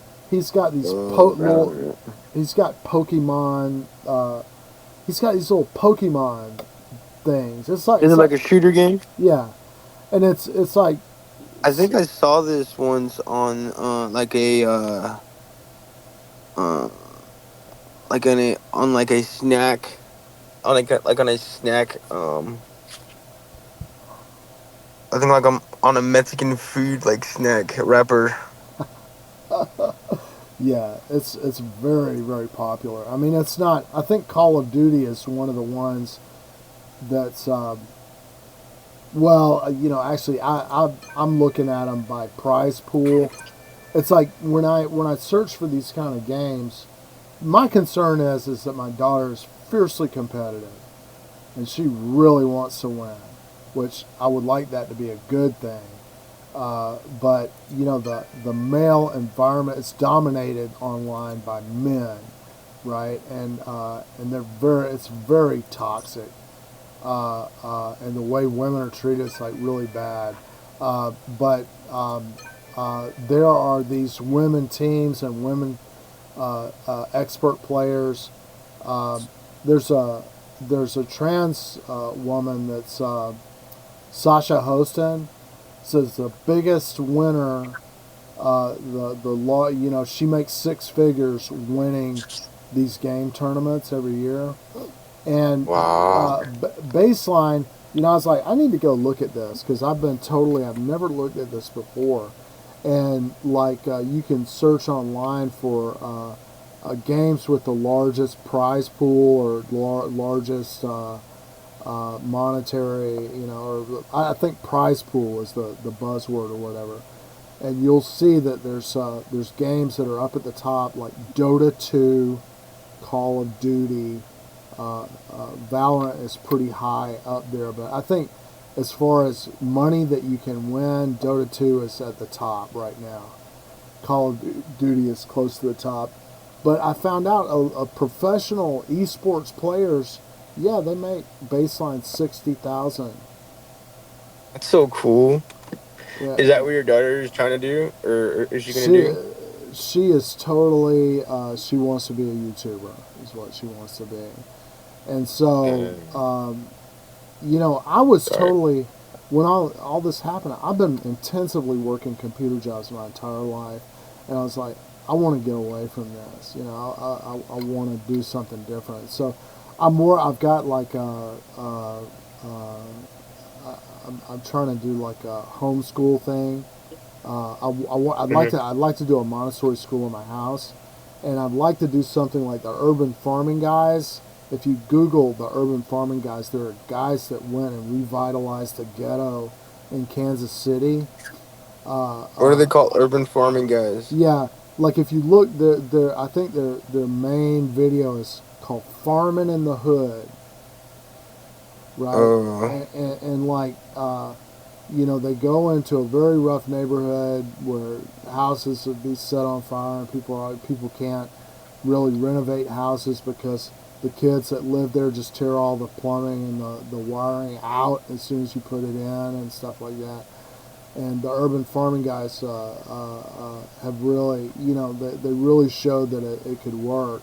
They went in there and they turned a very rough neighborhood into a living space for underprivileged kids and people, poor class of people, and around the I really country. like this idea. Yeah, it's a This great. is this is what me and Fred from the Peace Foundation are working to do to hopefully expand our vision for the group to hopefully do something like this. Yeah, and this is a lot of people like, okay, urban farming. A lot of people are looking at it, but capitalism, it doesn't. It's not. This is the thing. Like, one of the big breakthroughs, like in farming and stuff, is urban farming, where you have vertical farms, right? Farms that are the layers that go up really high. But the bottom line is the produce that you produce from those kind of farms costs more. It costs more. So there were a lot of with big successes, like in Singapore, and I think Qatar or whatever, Qatar. I'm not sure how you pronounce it. Has a desert reclamation thing, and they're big success stories. Because they had a desert, and then they've got a desalinization plant, and they've got they're greening the desert or whatever.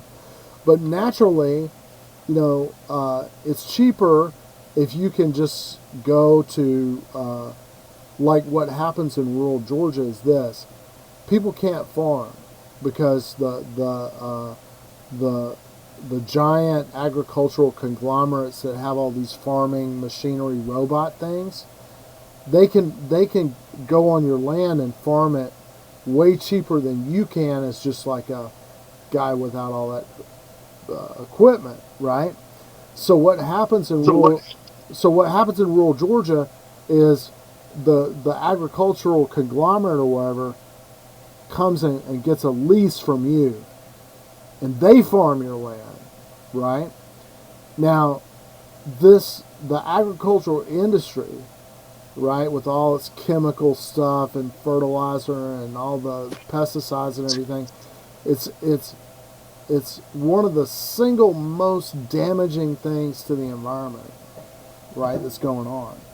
So, people, all these vertical farms are going bankrupt, right? Because the people that are screwing up the environment are doing it cheaper. And they're doing it cheaper because nobody's stopping them from wrecking the environment.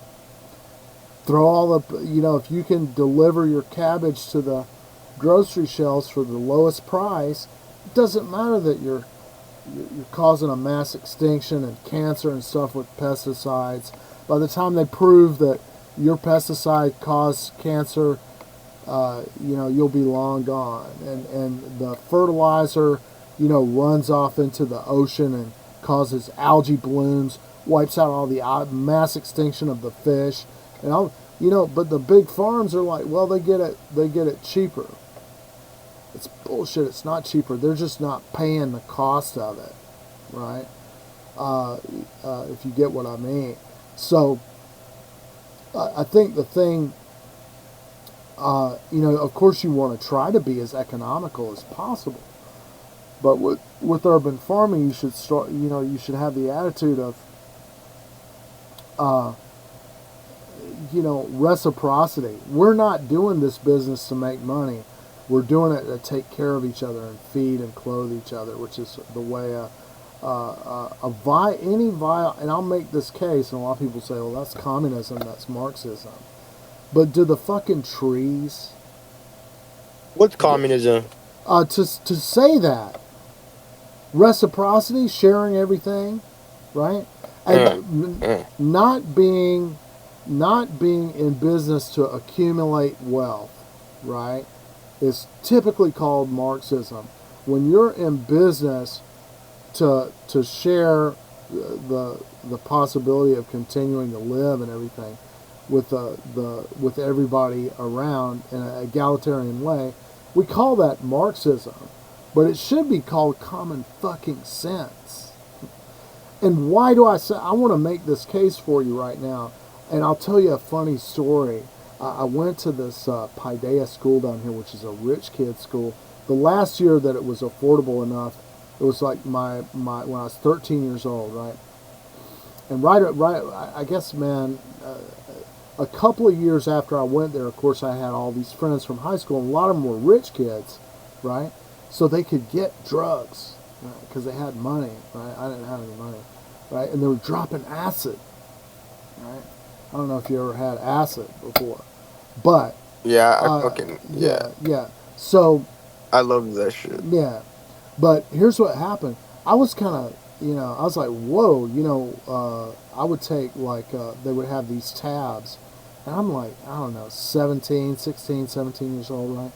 And I was like, let me just take a quarter of one, right? And I would think about taking more than that, But man, when it was on the brink of my mind was just so lit up or something, right? I was like, yeah, I think I'm going to stick to a quarter, right? Okay, so here's what happens. A bunch of these Paideia kids all get together and like, hey, we're going to all drop acid, right? You want to go? And I'm like, well, I'm not going to go wander around the Edgewood Candler Park at 3 o'clock in the morning, but, I'll stay at our home, the apartment where our base of operations was, right? And I'm going to drop a quarter hit. It was the 4th of July, and the sheet had been quad dipped. The dealers were like, quad dip it, right? And put 4 times as much LSD on the sheet for the celebration of 4th of July, right? So all these kids that were with me, I was like, well, I'm just going to take a quarter of one. And they were like, we're going to take, because it's the 4th of July, we're going to take 4 hits, right? So they had all been taking single hits, right, of this. It's called Orange Phoenix is what it was called. And they decided, they had this sheet of blotter, right? And they decided, everybody was like, hey, let's take 4, man. We'll really trip, But what happened is it was quad dip, so that meant they took 4 times 4, or 16 hits of acid. You want to talk, lose their fucking minds, man. They were like, well, I won't tell the whole story, but a guy was trying to piss on a bush in the park, and he pissed like right on a possum. And the possum was like, ah! The possum was like, when the piss started hitting the possum was like under the edge of the bush, and the possum jumped out like, right? And the guy had like a walking stick, like a cane, which was actually like a shillelagh, if you know what that is. It's like you're walking around, you have like a walking stick, but it's actually a fucking club, right? And he's like, wang, wang, wang, and he just brains that. He kills that possum right in front of one of my friends, right? And my friend was like losing it on 16 hits of acid, and he sees this animal just like brutally murdered, right? And he just loses it. He's like, nothing means anything, and I figured out what was going on with him. It was like everything means nothing. Nothing has any meaning. And you can see that it's like, yeah, that's a meaning, and so everything means something. What was happening is that his mind was so interconnected that he could see. I was kind of experiencing slightly the same thing, where I was like, you could see that your view of something was kind of not the whole picture very clearly. That all these chains of events were going on that were all involved in cause and effect. So your idea of you being separate from everything is kind of an illusion, right? So, and this gets to what I was going to say, that human beings, to survive, we can only survive in certain kinds of light. You know, there's only a certain like spectrum of light that we can even see. There's only certain chemicals that we can process or to breathe and stuff. There's like a narrow, there's like this tiny, in terms of all the elements and all the environments, everything has a range that human beings can exist in. And it's a very Um, tiny, it's a very tiny, tiny little range. So if human beings are going to be there, you have to have that, right? And so, really, in our life or whatever, what we should be doing is working on. If human beings are going to be there, we have to work on certain kind of conditions where we can see and breathe and live, and it's really our world and our language system and everything. It's like uh, these things should be obvious to us, but people get into all their little capitalism, consumerism stuff, and they just see things in a very narrow way, and they don't realize the really, and this is just my view, that our whole purpose should be uh, maintaining the conditions, particularly environmental conditions that allow us to continue to exist.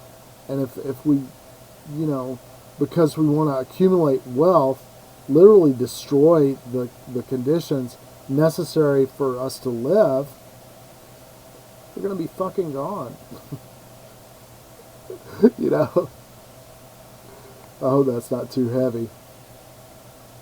no, it is pretty fucked up because, um, like, like it's fucked up.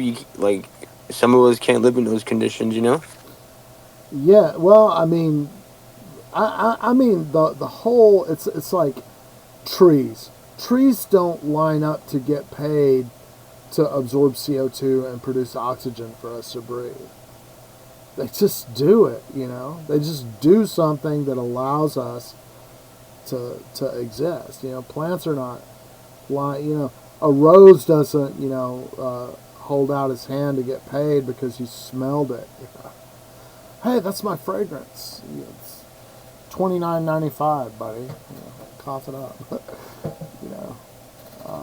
And I remembered that night when my buddy was losing his mind or whatever. I remembered Khalil Gibran say, "You give the way the when you give something, give the way that a rose gives its fragrance." Just really, that's the way you should give. Wait, what was it? What was that again? There's a famous line in a book called The Prophet by Khalil Gibran. And I think a businessman asked the prophet to speak to them of giving, right? Giving. And one of the things that the prophet says is when you give, you should give in the same way that a rose gives its fragrance. Uh, So that was really nice. So, it's like, and I found too, like, I inherited a house, man. Uh, I live in a house. I mean, I say I inherited it. The guy was so messed up on his mortgage that, he didn't pay any of the principal. But I've paid down the principal. The guy passed away and he left me his house. This guy had 2 failed fused vertebrae operations, and if he didn't take his pain medication, he was in agony, right, and pain. And all his family and his friends were like, "Stay away from me." And I came over here and I took care of him for years, and it was hard, man. But I was like, "Yeah, man, I just wanna I just want to take care of this guy. It's awful. His friends, if they were around, they just try to steal stuff from him, Mm. and just his family. People change their phone numbers and stuff like that. Uh, uh, he's a junkie. Yeah. Well, he's on methadone. As a and that's like a death sentence, man. You put somebody on methadone, it's like really going to turn them into Yeah.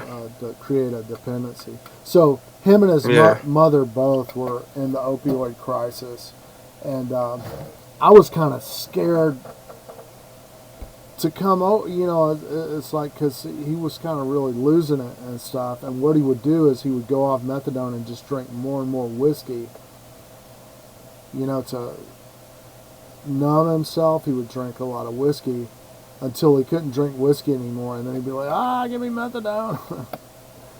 And I'd give him his methadone. Yeah. But I had a couple of friends who have like overdose on what is it, like, you opioid, know opioids. Yeah. liquid sky, horse, sky. White China, right? Is Yeah. what it used to be called, fentanyl. I don't know. I just knew from that movie Meet the Feebles. Have you ever seen that movie? It's called Meet the Feebles, and there's like a knife throwing act, right? And in the guy that's the knife thrower in the knife throwing act is a heroin addict, and he's trying to get a hit from this little guy that doesn't know what that stuff is, right? So he calls it by all the different. He's like horse, liquid sky, right? All these names, and I don't even know them. I just know those names because of that movie. Guy's like, what? What do you need? Horse, liquid sky, something. But I'm deaf from one ear, and like ever since I got like onto disability, these people who are still stalking me think they can like abuse me, and try to create like a Martha Mitchell effect. But I proved a bunch of them like wrong already. I'm just wondering like why people, like certain people, would keep this type of stuff like away from like people to like see like on the internet. I started reading about Egyptian radionics just recently, and now it's like gone. And like I started seeing like joining like these other new talk shows, and they don't no longer talk about like sonar weapons to like that are being used for like fraud or whatever. yeah, I don't It's know. just pretty weird. If you see, one thing you can do, like there's a thing not on Chrome but on Firefox. There's an add-on called Video Download Helper. So you run Firefox and you see a video, you're like, man, I want to have this, or I want to show this. Use the video downloader and you can download it. It'll put a QR code on it that says, you didn't buy our encoder or whatever. It's like a QR code that advertises the encoder that helps you download it. But that's a way you can download stuff and always be able to get back to it. Hey, Traintastic. I don't know if he's still there. I saw Traintastic come on. Traintastic is a friend of mine. He was from Kansas, but he moved somewhere else. I'm not sure. Where? I'm down in Georgia. Yeah. And a lot of California people are moving down here. Where? Georgia. Mm. I meet people, and you can tell, man, because down here, we talk a certain way and stuff like that, and Yeah, no.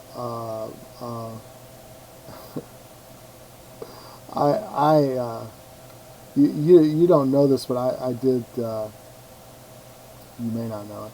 I did like Klan and Nazi hunting, and I worked with a community organization where um, we kind of we gathered intelligence on the KKK and on Nazi activists in the South, and we got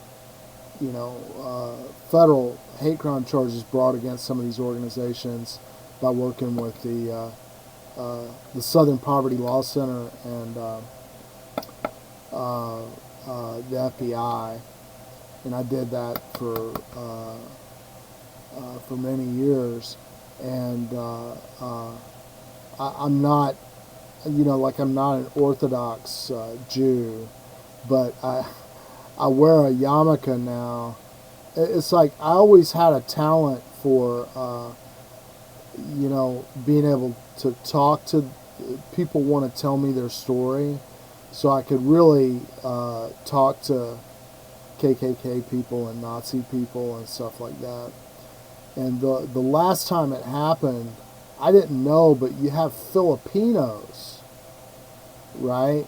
And it has to do with Filipinos that their understanding of the Catholic Church or whatever is kind of Naziistic. Ultimately the Jews control everything, and it's a big they're like.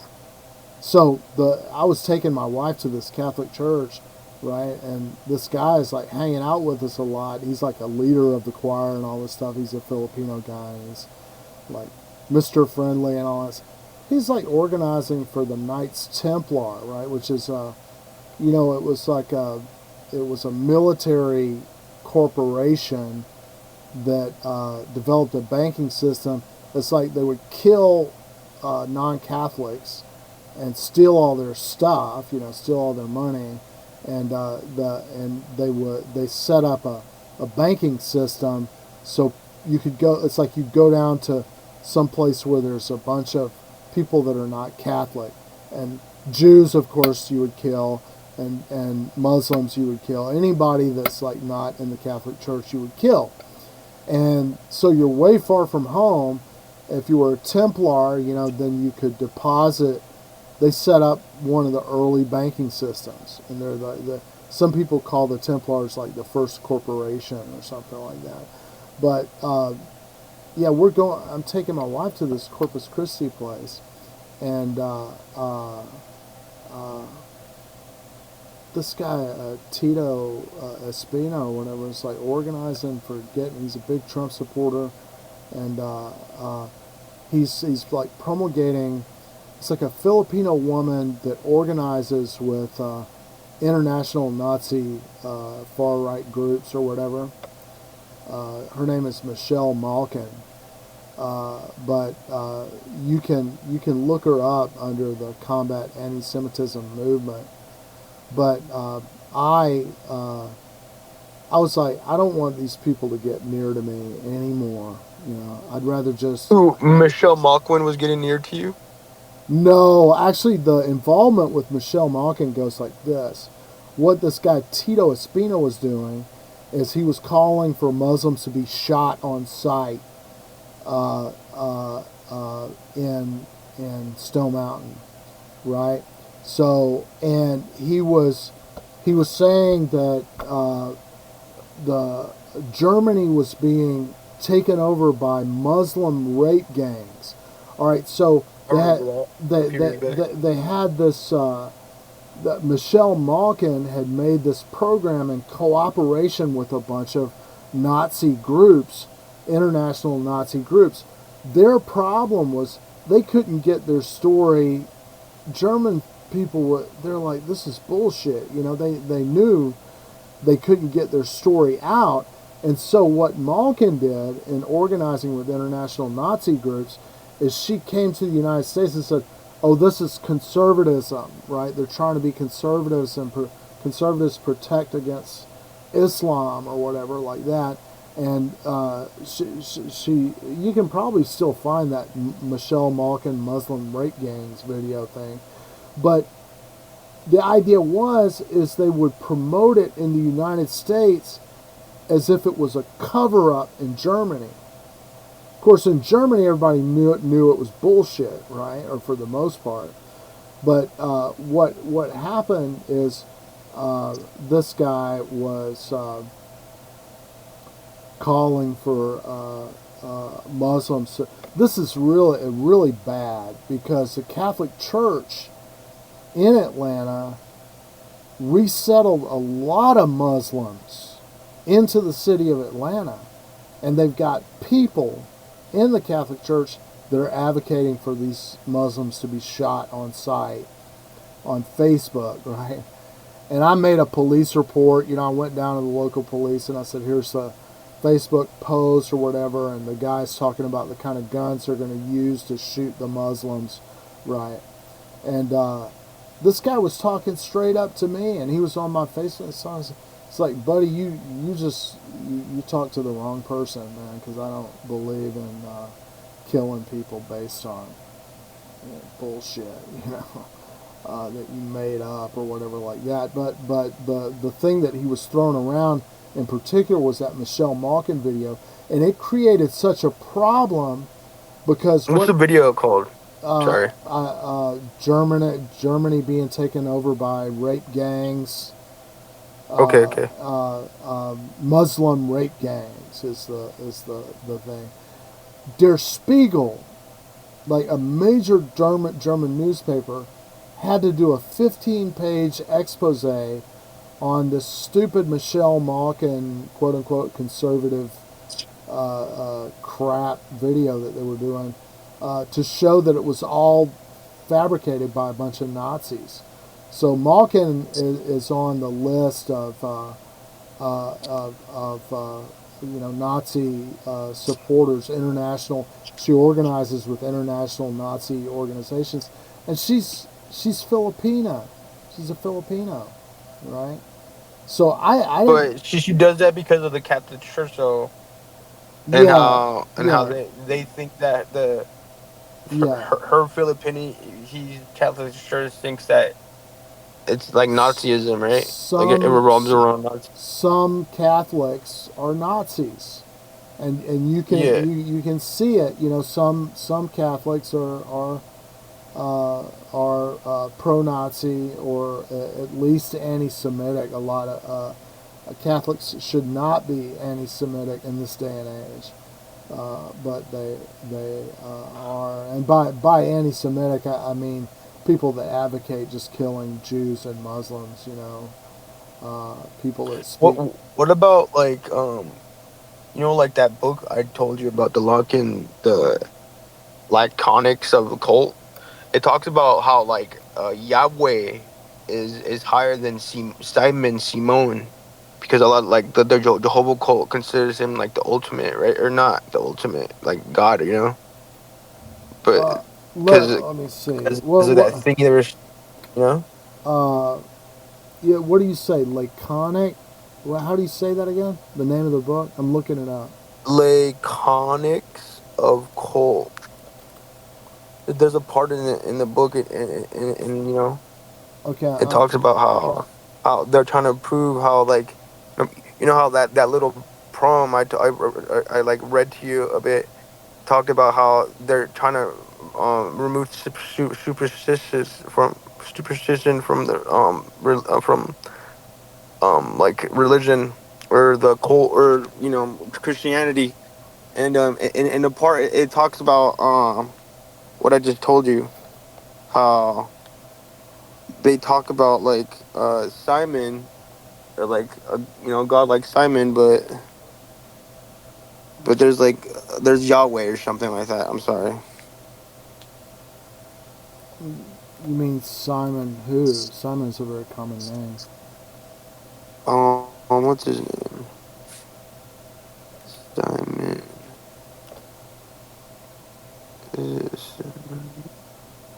He's like standing on a pedestal, and they're like trying to tell him.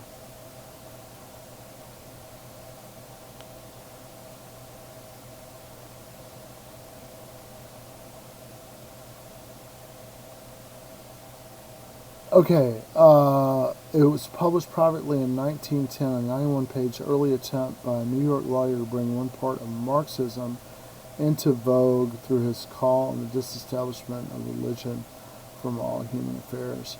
Yeah, Saint Simeon, the man who lived on a pillar for 37 years. what? Simeon? What? Simeon, yeah, I think that's how you say his name. I don't know. Let me see if I can get the book. Is it on Gutenberg? Um, Saint Simeon the Stylite.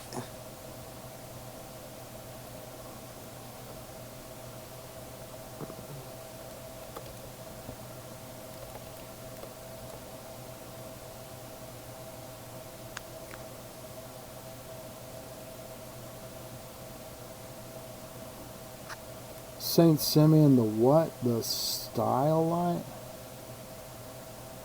Yeah, so the only reason I really like am openly Jewish now is because I really I want my daughter to know that she has Jewish ancestry because we're mixed Irish and Jew and I've got Roma, like I've got a bunch of Northwest European ancestry. Yeah, I can see this guy. Yeah, I've known about him before, I think.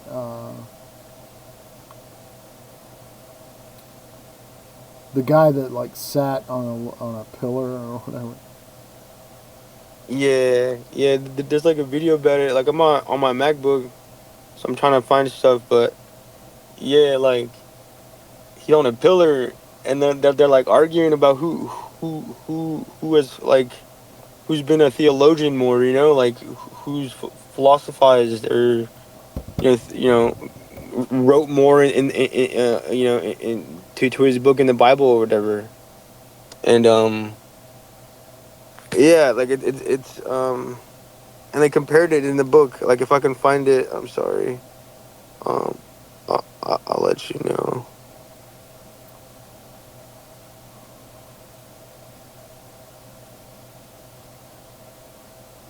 Like here's a Yeah, part you know, on page 7 or 21.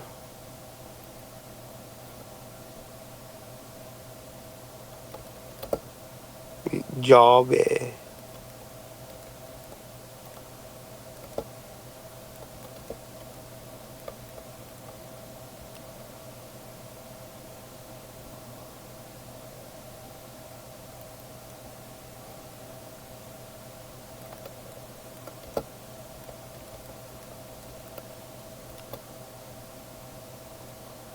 yeah, I found it. It's on archive. Let's see if it's Oh, is it?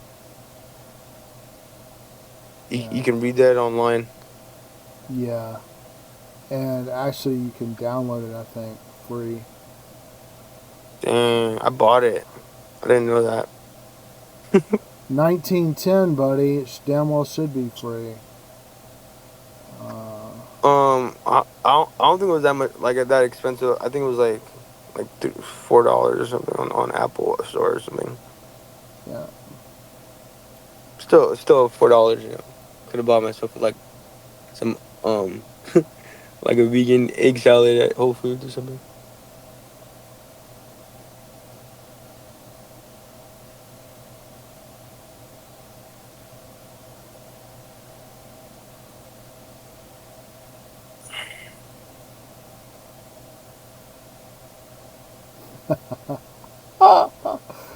Yeah. So you like this, right? You're reading it. You like it. The only reason I liked it is because during the corona I went through some stuff with my temple, and then the stalkers, like I tried figuring out what the stalkers were doing and why they were doing it. And it didn't get any better. And I talked to my godbrother about it in India because he was doing the same thing in my room, but like on the other side in his room. And I mentioned it to him, and I was like, "What are you doing, dude?" And he's like, "Nothing." And then I was like, "All right." And then he said, "Do you know anything about radionics?" And I was like, oh, "I know." Yeah. So what is your religion? Well, I do the Hare Krishna right now. I'm doing Hare Krishna, Oh, okay, okay. so it's like Hindu. Yeah, yeah. Uh, I'm very familiar with that. Um, I just found out something. I read a lot of Hindu scripture. I've read the Valmiki Ramayana from beginning to end twice. It's a Uh, nice book. and I didn't and, get to finish it. and the Mahabharata I've been through once, but I often return to the Shanti Parva, which is the Bhishma's discourse to is it Yudhishthira, I guess, um, um, on the battlefield of Kurukshetra when Bhishma is dying.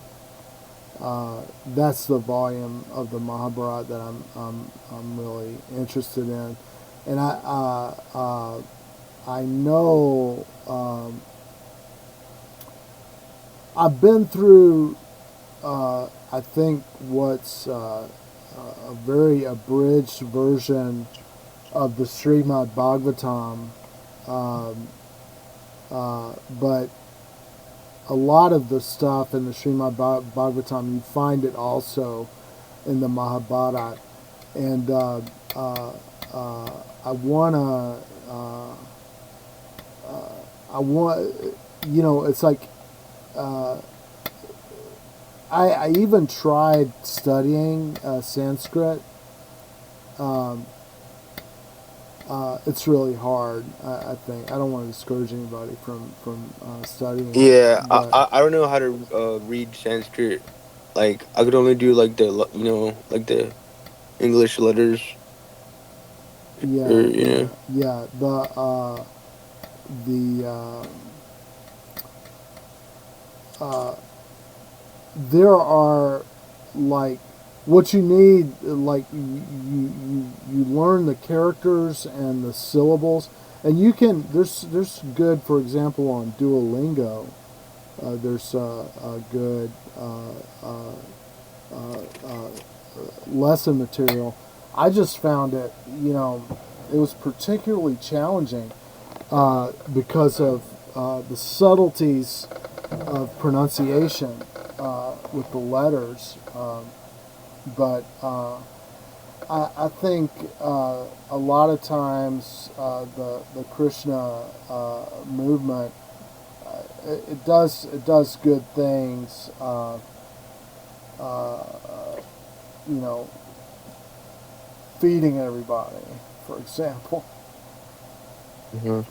Uh, uh, uh, but it can be kind of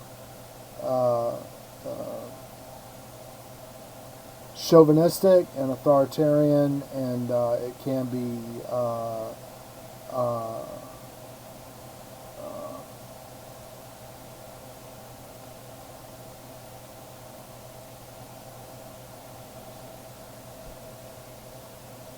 superstitious. uh, Yeah. um, the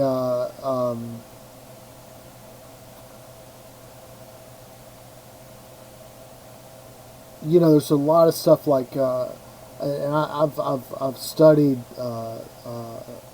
stuff around where they have scripture where they talk about what you eat and the time of day that you eat it, and the time of year, everything, right? And there's stuff about, well, it's demons go into you if you do this and that and make you perverted, or whatever like that. And it's like there are different cultures around the world that have these they have a notion that what you eat makes a difference, right? Which I think is good, but I think it has a lot of superstitious trappings or whatever like that.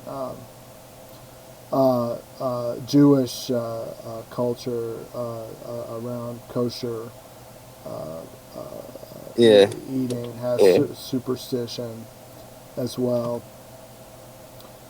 I think it can be good, but if you really, are suffering emotionally because you think the demons are getting into you because you ate beans at the wrong time or something, uh, that may be where you need to draw the line or something like that.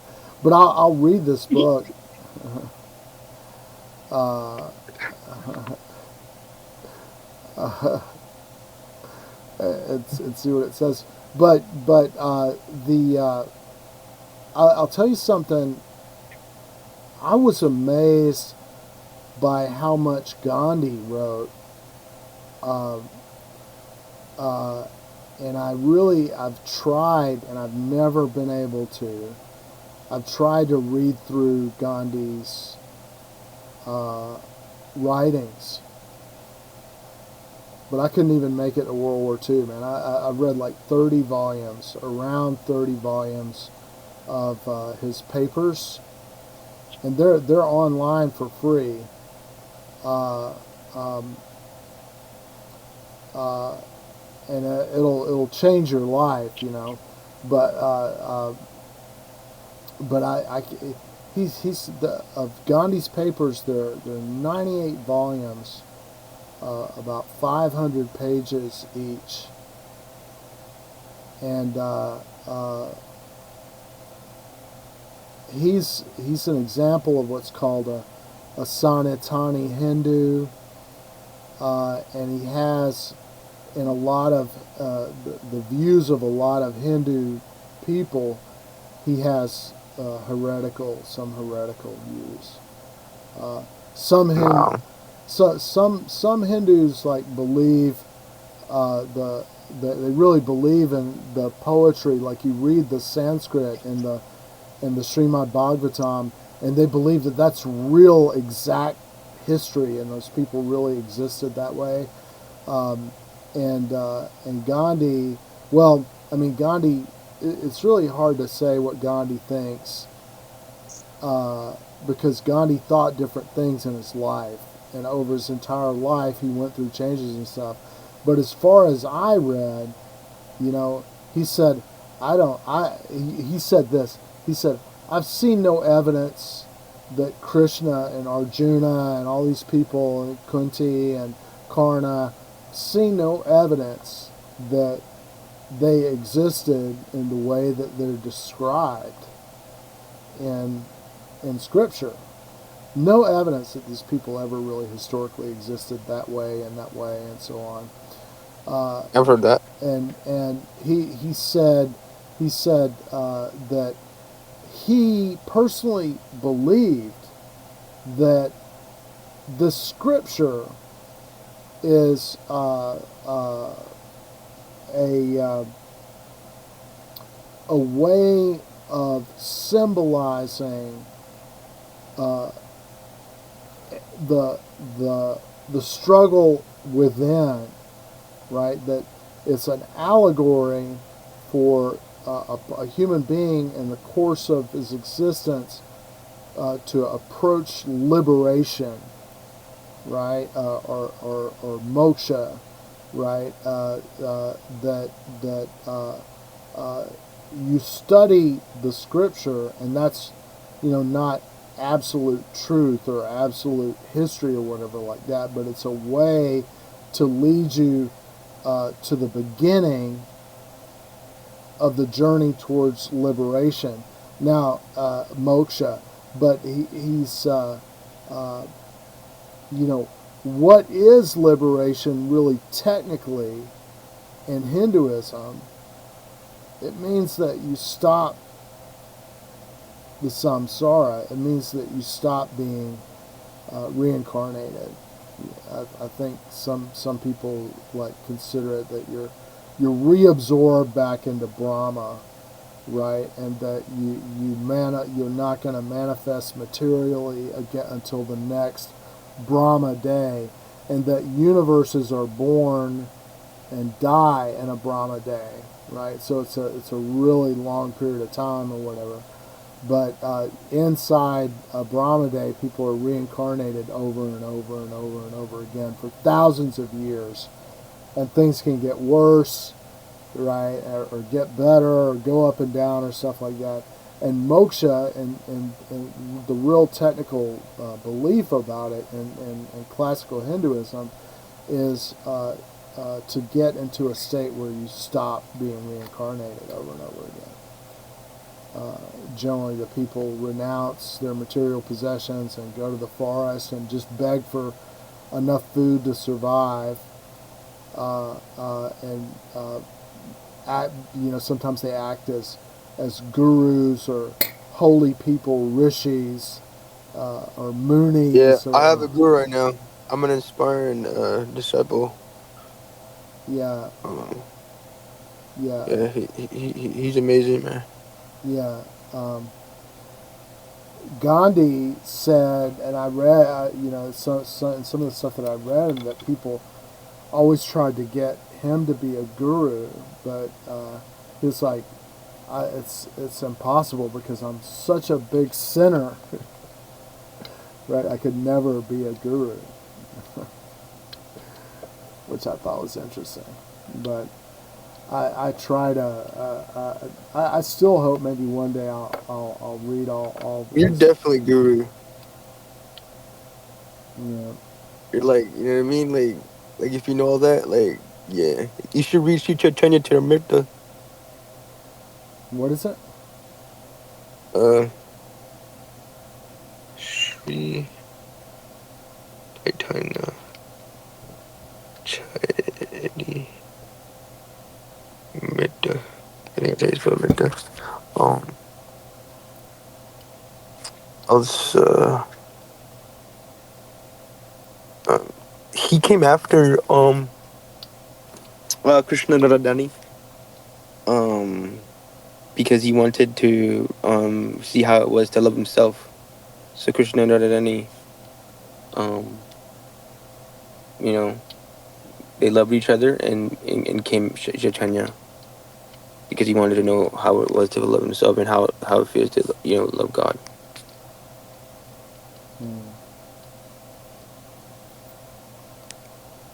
I just found, like I try to read the Puranas. Um, it's like on my list of things to do, and I had, from sacred text, I had a copy of the Garuda Purana, and I got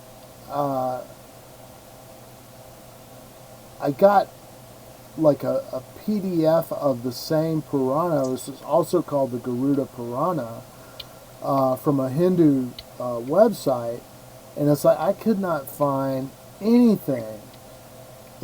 It's like different books, really different books, right? And I just found out today, I was delving deeper into the Wikipedia article. It's got a, I don't know, 10 or 15 page Wikipedia article on the Purana. And down at the bottom of the article, it's like, oh, this is a famous scholarly error where another book, well, it's like, I thought I had read the Garuda Purana, and it's not. It's a commentary associated with the Garuda Purana. And it's so different. The two books are so different that I'm like, how can this even be a commentary?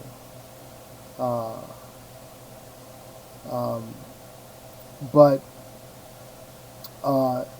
it has a conversation. I'm going to see if I can find what it is.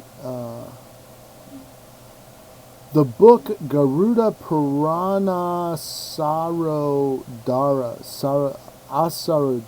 Garuda Purana Sarodhara, translated by Ernest Wood and S.V. Subramaniam, appeared in the late 19th and early 20th centuries. This, states Ludo Roker, created major confusion because it was mistaken for the Garuda Purana, a misidentification first discovered by Albrecht Weber. Garuda Purana Saradhara is actually the original Bhāsya. A Bhāsya is a commentary or expedition of any primary or secondary text in ancient or medieval Indian literature. Uh, it's the commentary of Nauni Dharma, which cites a section of the now non-existent version of Garuda Purana, as well as other Indian texts. The earliest translation of one version of the Garuda Purana by Manmatha Nadadut was published in the early 20th century. And the thing is like, is this older? I mean, there's a lot of scholarly questions that come up, you know. It looks like what they said is that this work, which we have translated in the early 20th century, uh, uh, may be older than the Garuda Purana that we have today. And it's talking about a version like what they said there. It's like talking about it's commentary on a text that doesn't exist anymore. Hmm. Yeah, Uh, my violent history too.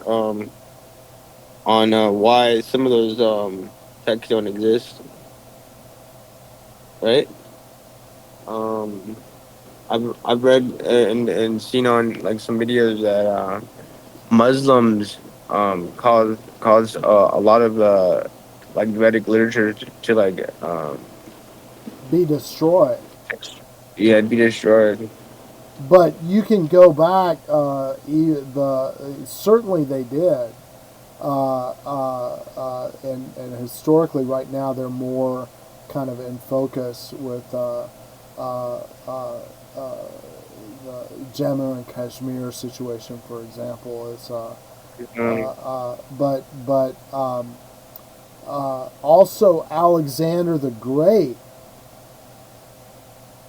probably at the outset of his control of his empire at the largest extent, sought to destroy texts of other religions.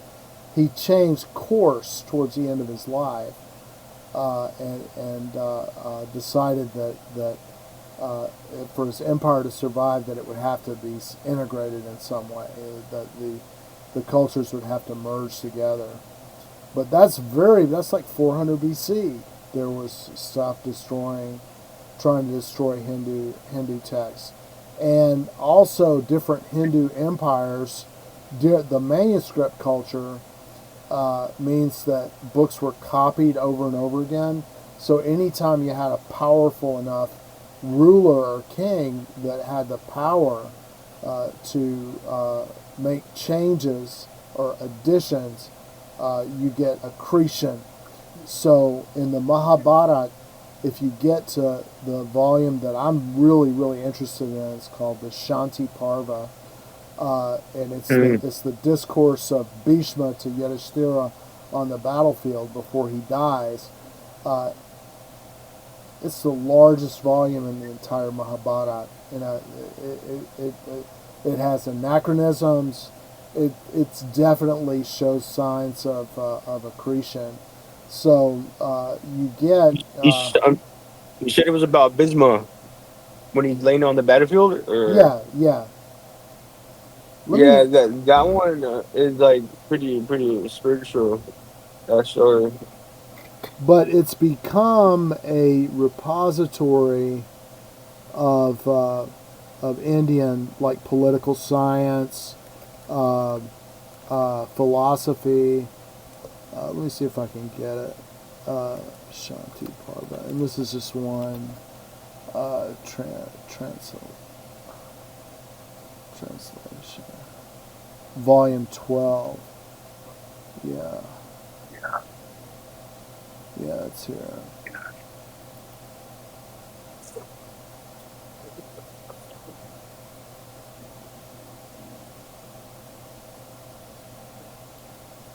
Yeah, I'm gonna send you. This is, and I made audiobooks out of these. Hold on a second. Oh, you read some of this Shanti Purana, I read the whole thing, man. It's very interesting.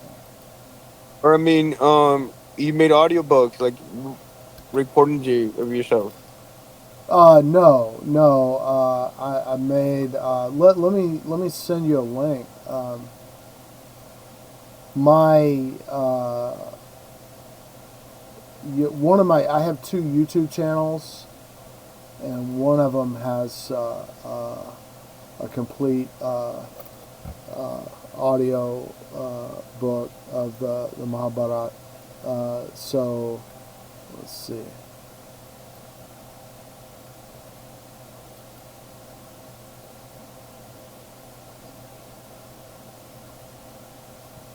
Playlists.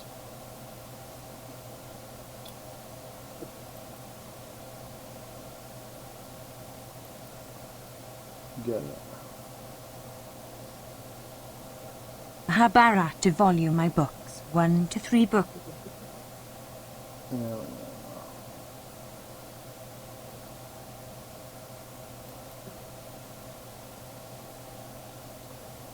All right. Yeah, it's like my daughter will go in Vroid Studio and make Avatar, and then I make the Avatar read the book with virtual magic mirror,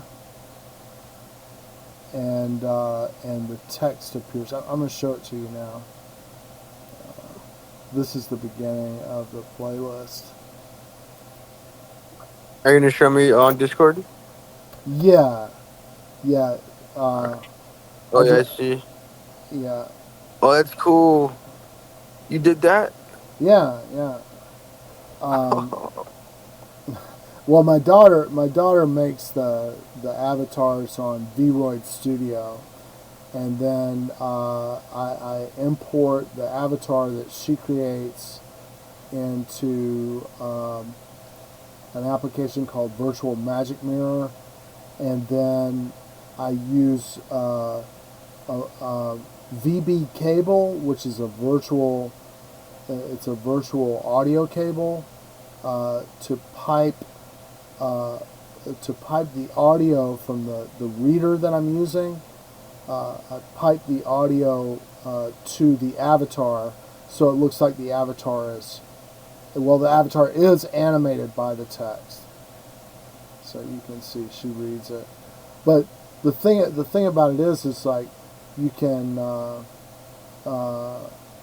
I've done them in different formats, and this one I don't think is the. I've done a lot of books on that channel, but it's like you can put it on your smartphone, and when you're like walking around the grocery store, you can have the book playing and have it being read to you, and my thing is like yeah, you can't really concentrate as well as if you're sitting, carefully studying everything page by page, but it's damn sure better than nothing.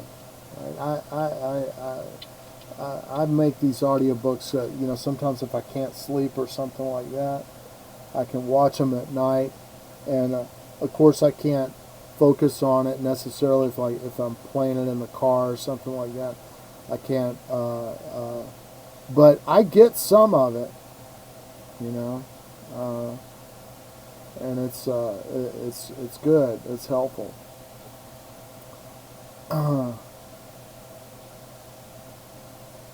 So you could actually add up all 60. There's actually only 63 files, I think. I thought there were 64, but there's only 63 files. But you can add up and actually figure out how many hours it would take you to read the entire Mahabharata at a regular. And it's a big number, of hours. many days. And what's amazing is like the Mahabharata is kind of like the kiddie stuff, you know. It covers a lot of the thought and philosophy. Yeah, sure it does. But then you have the Puranas, and the Puranas like really go into great depth. The Upanishads and stuff like that. And I'll tell you, I can see I'll never be the same. Like, people say that something happens to you if you read the entire Mahabharata, and it's really true. You'll never. What I'll tell you is I can see some ideas of Hinduism, and particularly the notion of Shiva Maya, that all that we see in is a delusion of material existence, and the Mahabharata really, I think, you have to go through it. You have to read the entire thing. The big battle happens, and at the end, like the Bhagavad Gita is just like one chapter of it. The whole Bhagavad Gita is like one chapter of it, right? It goes on, and it goes beyond the battle at Kurukshetra, and it goes to where each person in the drama, even to the end of all their lives and stuff like that. And it shows that everything that you thought and believed and understood about the story was essentially wrong. That it was, like you say, Shiva Maya, the delusion of material existence, that you can't see the reality and never will be able to see the reality of material existence because of the state. And like I was talking about those kids going crazy, took too much acid. The problem is they could see that their own limitation, right? That you can't see. You're not like God is at the beginning and end of time, and is the like the root cause of everything, right? So Shiva is really in Hinduism is sort of detached and independent from the material universe, right? And but ultimately, absolutely controls everything. And if you can, like, get into heavy-duty mathematics and physics, you really get the impression that in time, things they're interrelated. You can't separate out and say, well, I'm doing this and I'm making this decision. There's always other things at work that are actually controlling how the outcomes happen. There's some theoretical physics that proposes a multiverse where different universes exist in parallel.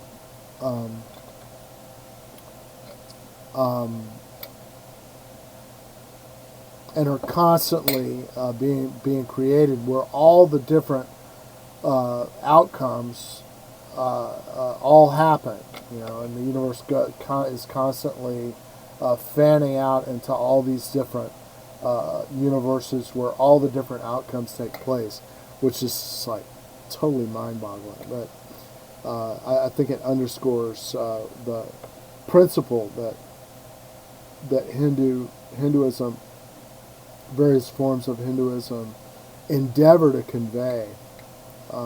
Because you go through all the stuff, you could study the Mahabharata for years, and you get to the end, and they're like, no, this is not why this happened, and everything that you saw was just an aspect. It's like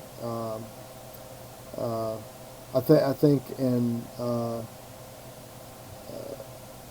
Islam they have I think it's a tale of these blind guys that they're trying to describe an elephant, and like one blind guy is like feeling the trunk, and he's like, an elephant is like a snake, right?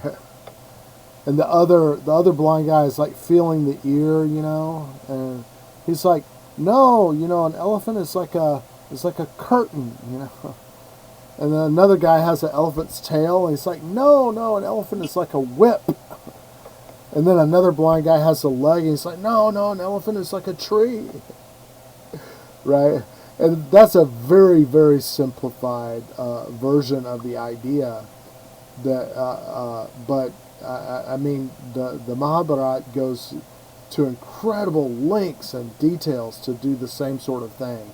And towards the end of it, it's like everything that you thought is like, no, that was not, it was just what you saw, which was, it was the forefront of the narrative, and it's merely an aspect, and it's not really the purpose behind the things that you thought, and so on.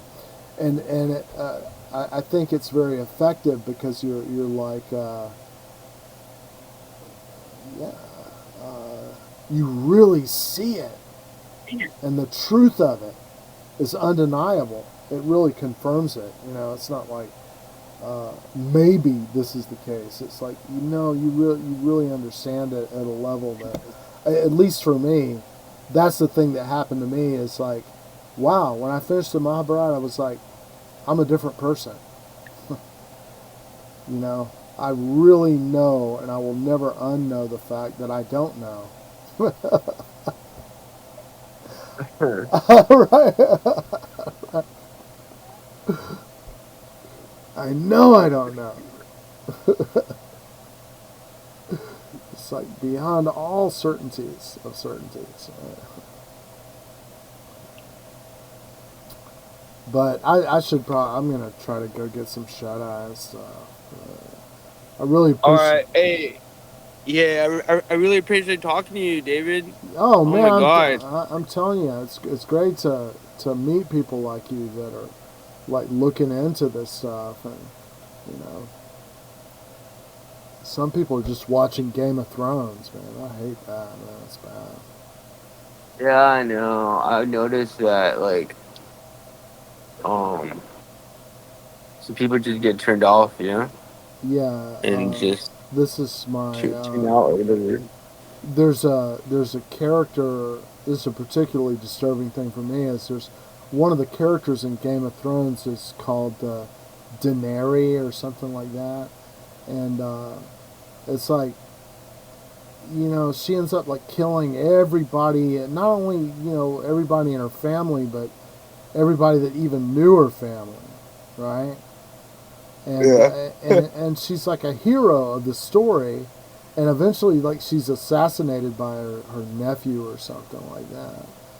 And my wife is like, that's her nickname. She named herself after that. So, is that your fantasy to kill your family and everybody that knew your family? It's like, what kind of role model is that? But people are really into it. Even my sister was like, you gotta watch more of it so you'll get into it, And I tried, but I would turn on that Game of Thrones stuff, and within 20 minutes into it, I'd be like, this person's gonna die, this person's gonna die.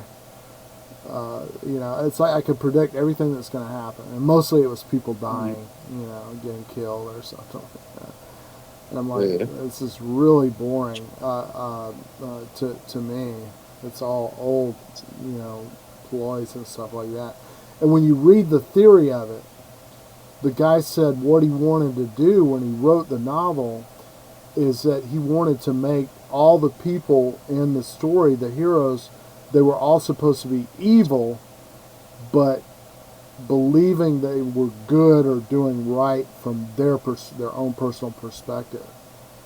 And I'm like, yeah, well, you did that, and so what? Is that really good or what. I don't like it. But hey, man, I'm gonna let you go, and let's talk again. You know, you see me online like this. Let's get together and chat. It's great. Yeah, for sure. I usually drop in sometimes when I see you on Twitch. Uh, Um, I've yeah, been wanting to join code whatever's human literacy meets, but I've been busy doing a few things out here, and I don't want to get evicted again because these stalkers just don't know when to stop. yeah, With their noise. yeah. Yeah, hang in there, man. And uh, look at those urban farming guys. You know, I'll tell you a thing that happened. It's like first of all they went into rough areas and they weren't scared. You know, they were like, we're just going to go in and do this thing. And they hooked up with the community, and what happened is people that own property in there were like, we can't do anything with this property because the neighborhood's too ghetto. You know, anytime we repair anything, they just tear it up, right? And so after they got started, watch that farming in the hood thing. After they got started, people literally donated. The guy come up and he's like, I'll sell you this old house here for $1, right? And you know, they were able to go into a really blasted out area. And now urban farming guys, they visit poor communities around the world. It really took off. Um, it's really worth Wow. looking at. Yeah. Yeah, I'll check it out. All right. We'll talk again soon. Take care. All right, you too. Bye.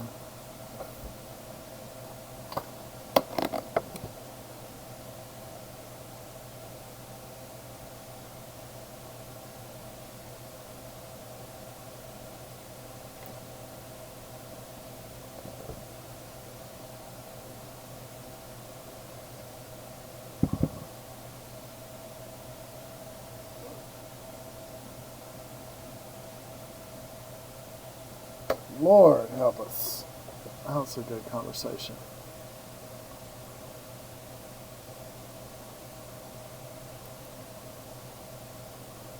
Mm. Can I play around? I want to. I want to try. It's hot in here too. Yeah. I need to. I need to go to an intermission here for a second. Hold on. Bikini girls with machine guns. Bikini girls with machine guns.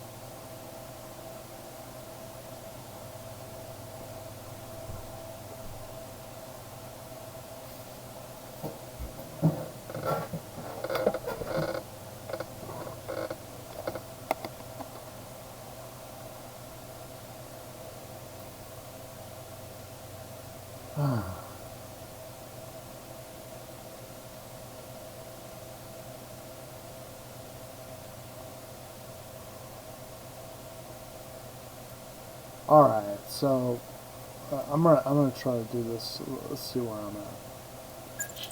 I'm gonna try to do one more, and then I'm gonna hit the hay. Uh,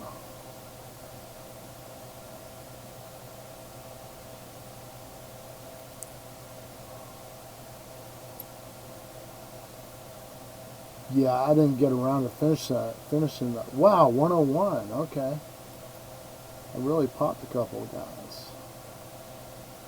So 25 more and I'm halfway. Let's see what we can put. 2,250 kills with javelin racks. That's God. Can you believe that? I guess I'm gonna learn the javelin racks, but I'm gonna play one more.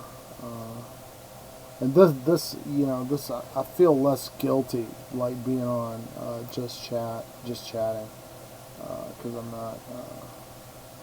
If this was a Macarena stream, it'd be like, man, you're talking all the time, man. I play Macarena, But Munchkin, no, they won't piss people off. People that, I got, I don't know, 120 something followers. Like and subscribe.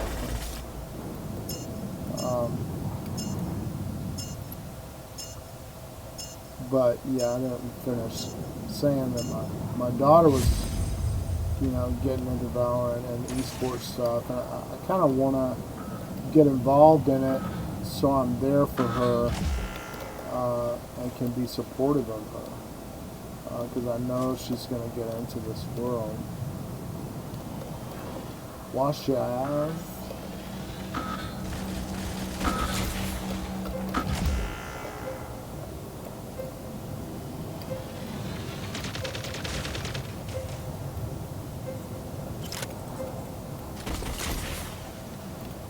Who was that? Come on, who your time? Ooh, man, do you know how to work that thing, man? I need to get out of here, man. What the hell?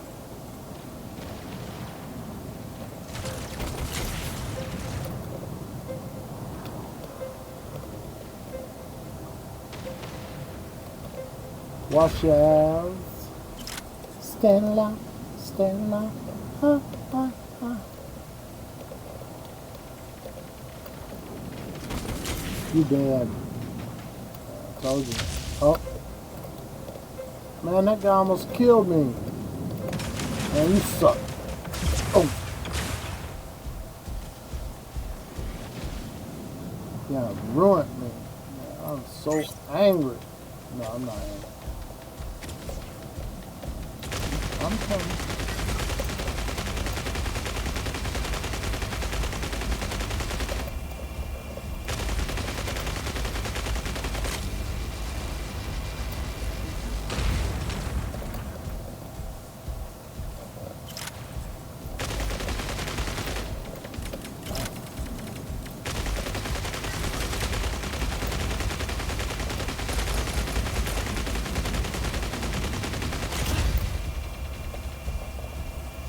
Oh, it's Galactus, is it?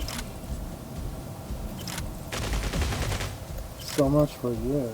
You're not the real Galactus. I won't kill you that easily.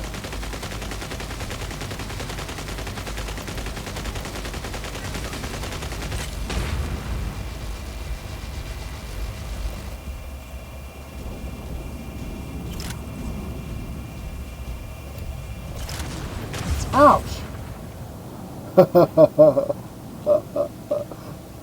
Turkey.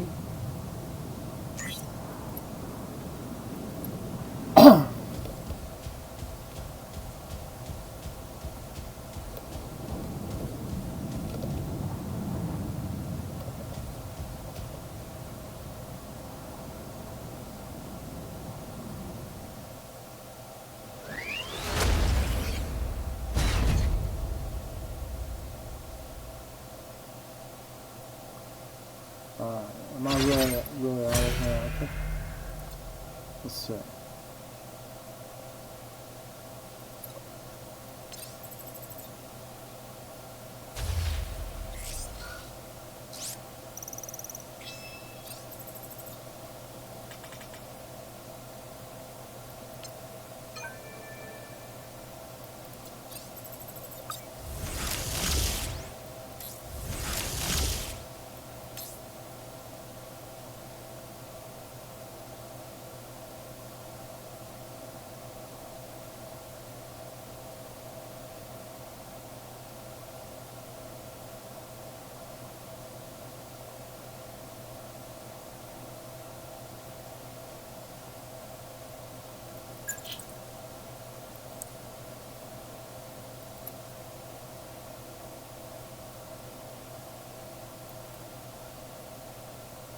You kidding me? I only got one kill.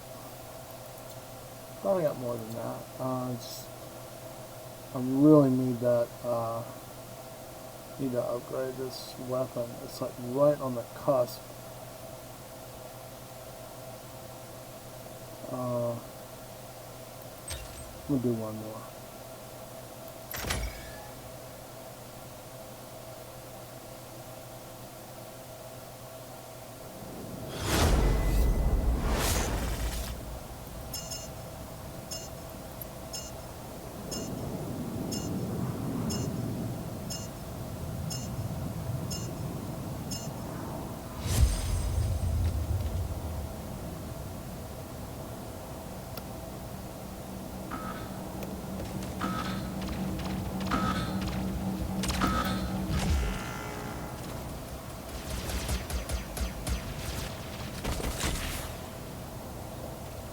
Ooh, you made me so. I want some Italian bread.